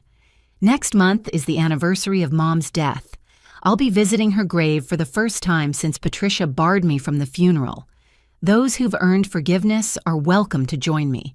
It won't be easy, but it might be healing. What about Miriam? Jennifer asked. She's been asking when she can see you again. I smiled, the first genuine smile I'd shared with family in this room. Miriam has standing invitation to my life. She never needed forgiveness because she never needed to earn it. She stood for truth when it cost her, and that's worth more than 1,000 apologies. As the meeting ended, family members lingered reluctant to leave this new dynamic we'd begun building. There were no hugs, no dramatic reconciliations. The wounds were too deep for that, but there were handshakes, genuine thanks, and something that might grow into trust given time and consistent action. Madison stayed behind as others filed out. "You know what I realized," she said, organizing her notes. Patricia tried to destroy one family member, but she actually destroyed the whole family. The lies poisoned everything, made every relationship fake. What you're doing, it's not just forgiving individuals. You're building a completely new family based on truth. The family we should have been, I agreed, if we'd been strong enough to reject her poison from the start. Maybe, Madison said thoughtfully, but maybe this family, the one forged in truth and accountability, will be stronger than the original ever could have been.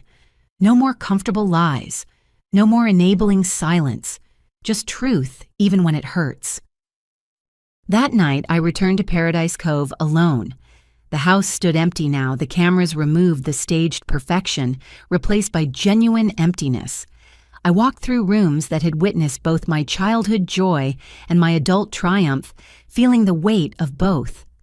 In the study, I found the photo album Thomas had left behind. Whether by accident or design, I wasn't sure. It chronicled our last summer as a complete family before Mom's diagnosis, before Patricia's arrival, before truth became negotiable. There was 12-year-old me, gap-toothed and grinning, surrounded by family who'd eventually abandoned me. But there was also Mom, radiant and healthy, her arm around me as we built sandcastles. That love was real, even if the family it existed within proved fragile. I took the album with me. Not as a relic of pain, but as a reminder that good things could exist within flawed structures. The family in those photos was gone, but some of its members were finding their way to something better. As I drove away from Paradise Cove for the last time, the house would be donated to the Foundation as a retreat center for families healing from manipulation. I thought about forgiveness. It wasn't the blanket absolution they'd hoped for, or the total rejection they'd feared. It was specific, earned, and conditional on continued growth. Some had risen to the challenge, others had fallen away, but those who remained were building something new on the ashes of what Patricia had burned.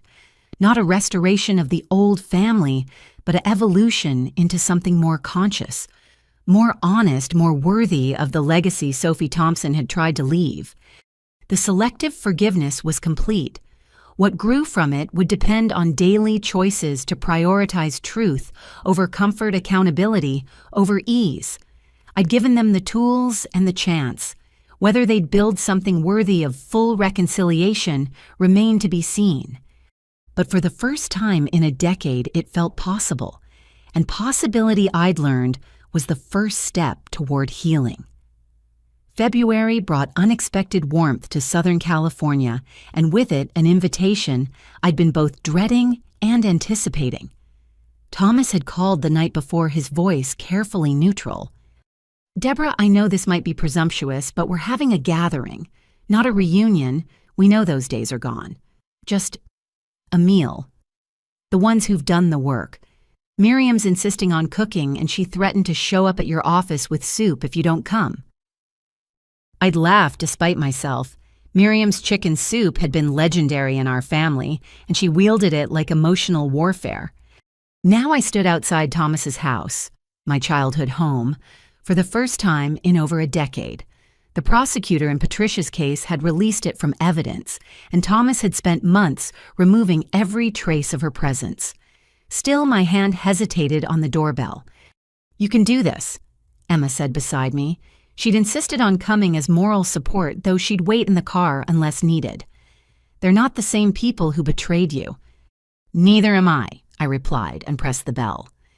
Jennifer answered, her face lighting up with nervous joy. "You came. We weren't sure. I mean, we hoped, but—" "Miriam threatened soup delivery," I said. I took it seriously. The house felt different. Patricia's ostentatious additions had been removed, revealing the bones of the home Mom had loved. Family photos had been restored to walls, including ones of me that Patricia had banished. The dining room table, the site of my accusation in exile, had been replaced entirely. "We couldn't keep it," Thomas explained, noticing my gaze. "Too much poison soaked into the wood." The gathering was intentionally small. Besides Thomas and Jennifer, there were Miriam, Helen, Richard Madison, and 2 cousins who'd proven their commitment to change. No plus ones, no performers, no audience, just family trying to rebuild connection. "Before we eat," Miriam announced, commandeering the room with her matriarchal authority, "we acknowledge the empty chairs. Sophie, who should be here, the family members who chose comfort over growth, and the decade we lost to lies." It was a moment of surprising power, acknowledging absence before celebrating presence. We stood in silence, each processing private regrets and public failures. Then Miriam clapped her hands. "Enough mourning. Tonight we feast on truth and brisket. Both are tender when prepared properly." The meal began awkwardly, conversations stilted and careful. Everyone seemed afraid of saying the wrong thing, triggering old wounds, or presuming too much familiarity. It was Madison who broke the ice. "So Deborah, I've been dying to know, how did you go from homeless to billionaire? Like, what was the first breakthrough? Because that's movie material right there." "Madison," Jennifer hissed, "that's not appropriate." "It's fine," I interrupted. "Actually, it's refreshing. Everyone's been dancing around my success like it's shameful to acknowledge. Yes, I built a billion-dollar company from nothing. Yes, I did it while you all thought I was a drug-addicted thief. And yes, I'm proud of it." "Tell us," Richard urged, "not to pry but to understand. How does someone go from exile to empire?" So I told them. The 18-hour days learning to code, Emma investing her life savings, the algorithm that started as revenge against a system that locked out the vulnerable, the VCs who tried to steal it, Patricia's brother among them, the choice to sell to someone who understood vision over profit. The irony, I concluded, is that Patricia's cruelty gave me the drive to succeed. Every rejection letter, every night hungry, every reminder that my family had thrown me away, it all became fuel. She created her worst nightmare, a victim who refused to remain one. "That's what I've been learning in therapy," Thomas said quietly, "how abusers create the very thing they fear. Patricia was terrified of being exposed, so she destroyed anyone who might expose her. But destruction just scattered seeds she couldn't control." "Speaking of seeds," Miriam interjected, "who wants to hear embarrassing childhood stories about Deborah? I have albums." "Miriam, no," I protested, but I was laughing. She produced photo albums I'd never seen, filled with pictures from before my memories began. Baby Deborah covered in spaghetti, toddler Deborah escaping diaper-clad into the garden, young Deborah organizing her stuffed animals into investment portfolios at age 6. "She always had a mind for business," Miriam narrated. charged me interest on birthday money I held for safekeeping. Sophie was mortified, but I was impressed. The stories flowed easier after that. Jennifer shared memories of me defending her from school bullies despite being younger and smaller. Helen recalled how I'd helped organize fundraisers for her cat rescue, displaying strategic thinking at 10 that adults had missed. "You were always special," Richard said. We let someone convince us that special was dangerous." As dinner wound down, Thomas cleared his throat. "There's something else. Deborah, I've been working with the lawyers. Your mother left you specific items in her will. Things Patricia hid or claimed were lost. I've recovered them." He produced a leather box I recognized immediately. Mom's jewelry, the pieces she'd promised, would be mine. Her engagement ring, her mother's pearls, the watch her father gave her when she graduated medical school. Patricia had claimed they were stolen in a break-in that never happened. "There's more in storage," Thomas continued. "Her medical books, her awards, personal items Patricia said were too painful to keep. They're yours whenever you want them." I touched the pearls gently, remembering Mom wearing them to every important event. "Thank you. I thought these were gone forever." "Patricia stole so much," Jennifer said. "Not just things, but moments, memories, the chance to grieve together." "But she failed at the most important theft," Miriam declared.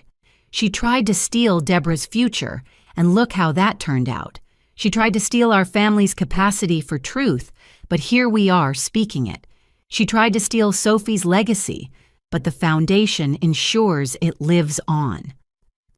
To Sophie, Helen raised her glass, who raised a daughter strong enough to survive us all. To Sophie, we echoed, and for a moment I felt her presence. Not ghostly or mystical, but in the values she'd instilled that had survived every attempt to corrupt them. The evening progressed with less weight and more warmth.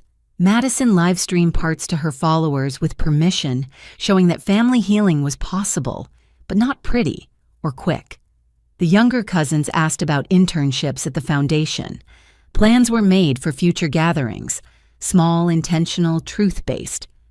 As I prepared to leave, Thomas walked me to the door.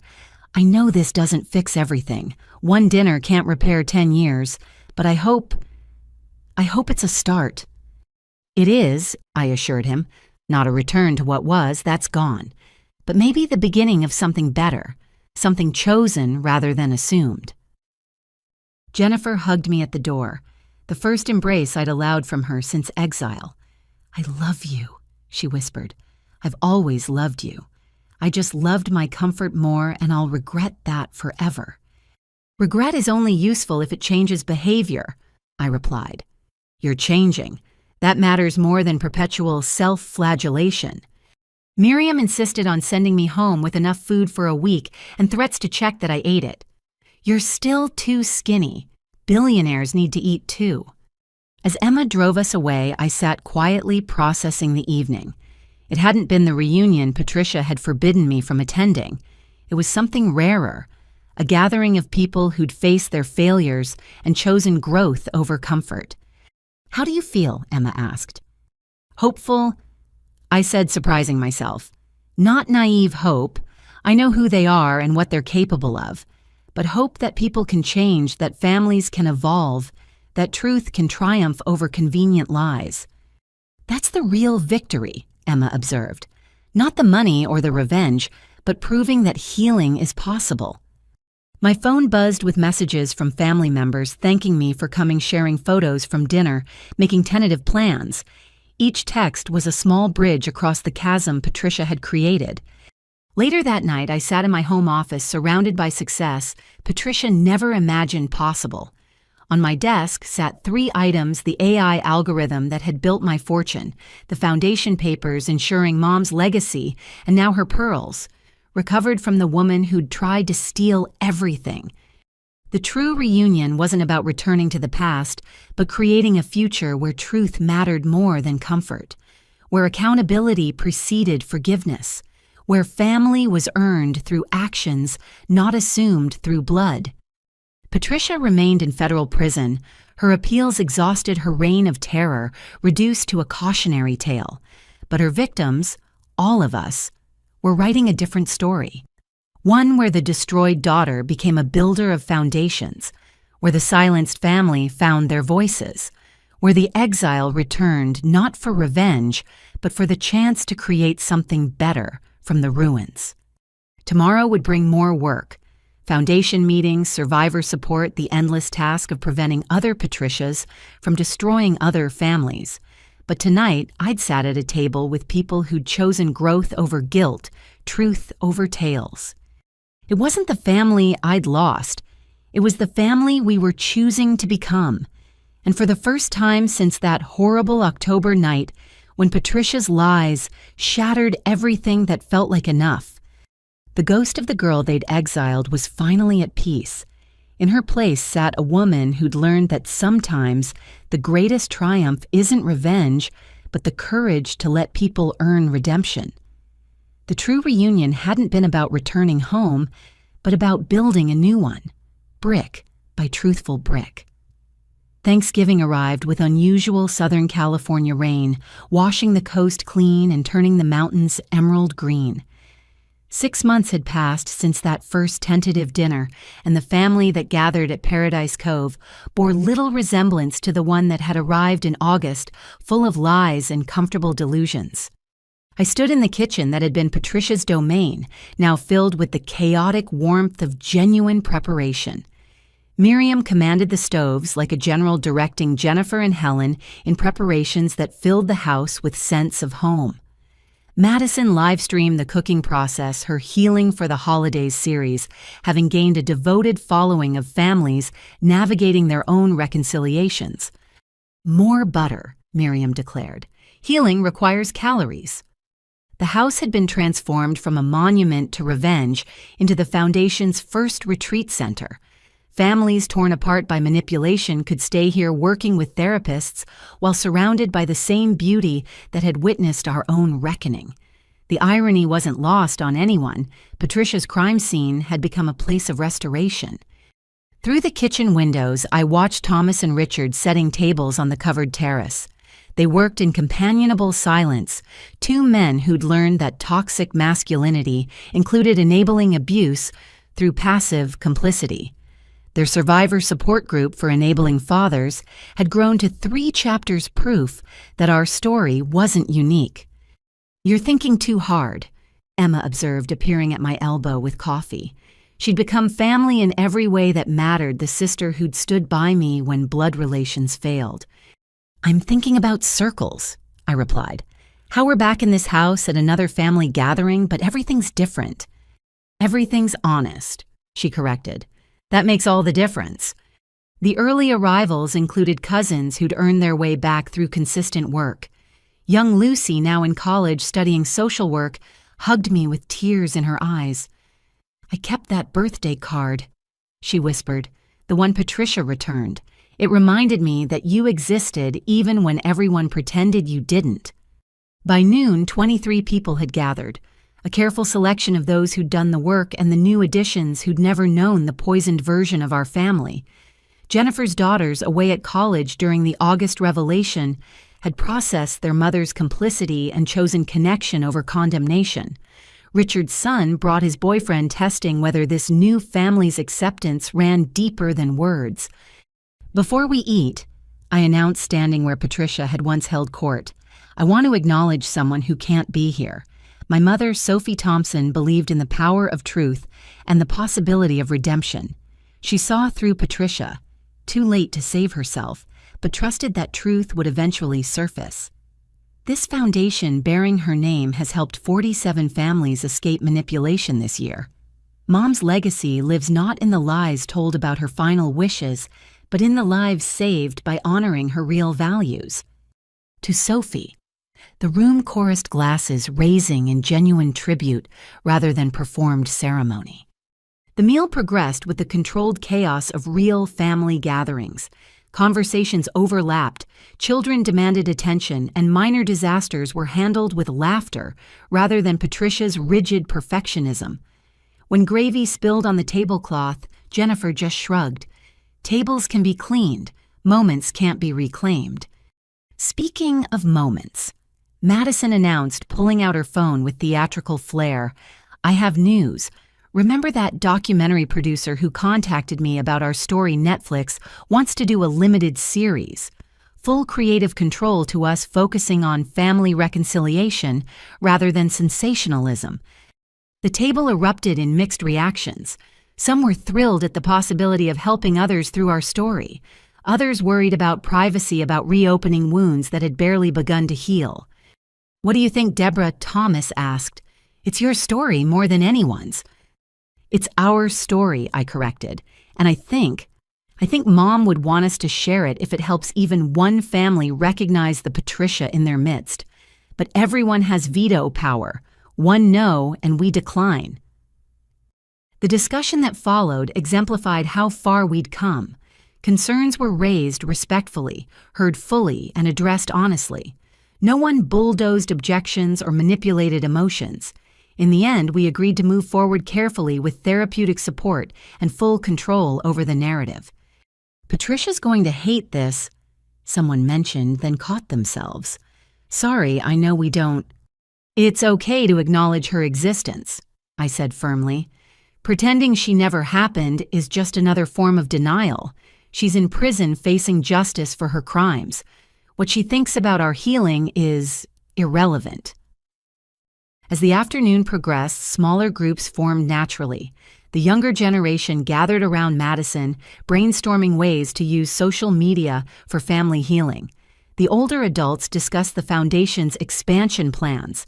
Children played on the beach, where I'd once built sandcastles, unaware of the property's complex history. Thomas found me on the deck as sunset approached, painting the sky in shades of forgiveness. "I've been thinking about your mother," he said quietly, "about what she'd make of all this." "She'd be proud of Madison," I replied, thrilled about the foundation, grateful that Miriam finally shared her brisket recipe. "What about us?" he asked. "Would she forgive me for what I did to you?" I considered the question, watching waves that had witnessed both joy and betrayal. Mom believed in growth. She'd be more interested in who you've become than who you were. The father who chose Patricia is gone. The man who stands here took responsibility and changed. That's what she'd focus on. "I love you," he said simply. "I've loved you every day of the last decade, even when I was too poisoned by lies to show it. I know I can't undo the past, but I want you to know that." "I know," I said softly, "and I'm learning to love you again. Not as the father who betrayed me, but as the man who faced that betrayal and chose transformation. It's a different love built on truth rather than assumption. But it's real." We stood in comfortable silence, two people who'd found their way back to each other through pain and growth rather than despite it. As darkness fell, the family gathered in the living room where everything had exploded months earlier. But instead of confrontation, there was music. Richard had brought his guitar, revealing a talent hidden during his pompous phase. We sang badly, laughed freely, and created new memories to layer over the traumatic ones. "You know what I realized?" Jennifer said during a quiet moment. "We're not the same family Patricia tried to destroy. We're not even trying to recreate that family. We're something entirely new." "A chosen family," Helen added, "bound by accountability and growth rather than just genetics." "The family Sophie dreamed of," Miriam declared with satisfaction. "One that faces truth even when it hurts." As the evening wound down, I stood to make one final announcement. The Foundation has been approached about creating a documentary series, not about our specific story, but about family manipulation and healing in general. I'll be executive producing, ensuring survivors' stories are told with dignity and purpose. Madison will be co-producing, bringing her generation's perspective. Anyone who wants to be involved is welcome. The response was enthusiastic. Even those hesitant about sharing our personal story were eager to help others recognize and escape manipulation. We were transforming from victims to advocates, from the broken to the builders. "One more thing," I added, my voice carrying new warmth. This house will host monthly family dinners for those continuing their growth work, not mandatory gatherings driven by obligation, but chosen connections celebrating progress. Paradise Cove is no longer about exclusion or exposure. It's about inclusion and evolution. As people prepared to leave, the goodbyes were genuine rather than performed. Hugs lasted longer, words carried weight, and plans for future gatherings felt real rather than obligatory. Madison cornered me before leaving. So I've been thinking about next Thanksgiving. Already, I want to invite other families from the foundation, the ones ready for it. Show them that healing is possible, that families can be rebuilt on truth. What do you think? I smiled at this remarkable young woman who'd refused to accept comfortable lies. I think Sophie Thompson would be proud. Yes, let's do it. After everyone left, Emma and I stood in the empty house that had witnessed so much. The cameras were gone, replaced by family photos that told true stories. The rigid perfection had given way to lived-in comfort. The mansion of revenge had become a home of healing. So Emma asked, was the revenge worth it? It wasn't revenge, I realized. It was revelation. I didn't destroy them, I revealed them. And in being revealed, they had the chance to choose who they wanted to become. Some chose growth, others chose stagnation, but everyone chose with full knowledge of the truth. My phone buzzed with a text from David, the man I'd been quietly dating for the past 3 months, a fellow entrepreneur who understood building something from nothing, who saw my scars as proof of strength rather than damage to be fixed. Dinner tomorrow, I want to hear about the family gathering, all of it, the good, the complicated, and the hopeful. I smiled, texting back confirmation. Another new beginning, another chance to build something real on foundations of truth rather than fantasy. As we locked up the house, I paused at the doorway, where I'd first revealed myself to my family. That moment had felt like an ending, of exile, of hiding, of letting them live in comfortable lies. But it had actually been a beginning, the start of something harder but healthier, more complex but more genuine. The family that had banished me no longer existed. In its place stood something rarer and more precious. People who'd faced their failures and chosen growth, who'd traded comfort for truth, who'd learned that real love requires accountability. Patricia had thought she was protecting herself when she destroyed me. Instead, she'd created the catalyst for her own exposure and our family's evolution. Her crimes had scattered us, but truth had drawn those willing to embrace it back together stronger for having been tested.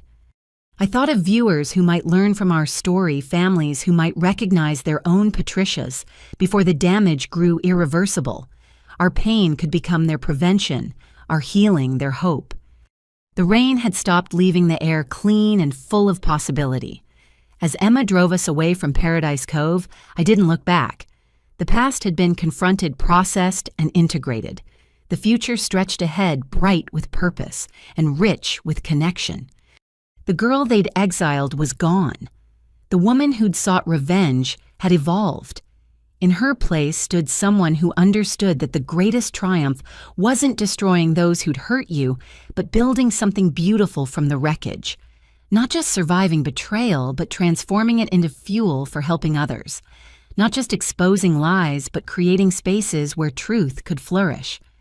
Tomorrow would bring new challenges. Foundation work, documentary, planning the daily choice to maintain healthy boundaries while allowing earned intimacy. But tonight I was at peace. The family I'd lost had been replaced by something better. A family that chose each other, that valued growth over comfort, that understood love as a verb requiring constant action rather than a noun to be assumed. Sophie Thompson had raised a daughter who refused to be destroyed. That daughter had built an empire, exposed corruption, and created possibilities for redemption. But most importantly, she'd proven that even the deepest betrayals could become doorways to something better if you were brave enough to walk through them with truth as your guide. The beach house that banned me had become the home that welcomed healing. The family that exiled me had become advocates for justice. The pain that nearly broke me had become the strength that built a foundation. Sometimes the best revenge isn't revenge at all. It's the courage to transform poison into medicine, exile into empire, and betrayal into the blueprint for something better. It's choosing to see revelation where others see only ruin and building bridges where others burned them. My story began with betrayal in a Pasadena dining room. It climaxed with revelation in a Malibu mansion, but it didn't end there. It evolved into something larger, a legacy of healing that would outlive us all. Because the most powerful response to being erased isn't just proving you exist. It's ensuring that others who face erasure have the tools, support, and hope to write themselves back into existence. It's transforming personal pain into collective power. It's choosing to build rather than just burn. The Thompson family reunion Patricia had tried to prevent had finally happened, not as a return to the past, but as a commitment to a future built on truth, not as a gathering of the entitled, but as an assembly of the accountable, not as a celebration of comfort, but as a choice to do better. And that, more than money, more than mansions, more than revenge, was the ultimate victory. We had become the family Sophie Thompson had always believed we could be. It just took losing everything to find our way there. If you've experienced family betrayal or manipulation, you're not alone. Have you ever had to rebuild relationships after discovering hard truths? What gave you the strength to choose growth over bitterness? Share your thoughts in the comments below, and if this story resonated with you, please like and subscribe to hear more stories about resilience, redemption, and the power of truth. Remember to share this with anyone who might need to hear that healing is possible, even from the deepest wounds. Thank you for joining me on this journey. May you find the courage to face your truth, the strength to demand accountability, and the wisdom to build something better from whatever tried to break you. Until next time, remember, you are not what they did to you. You are what you choose to become.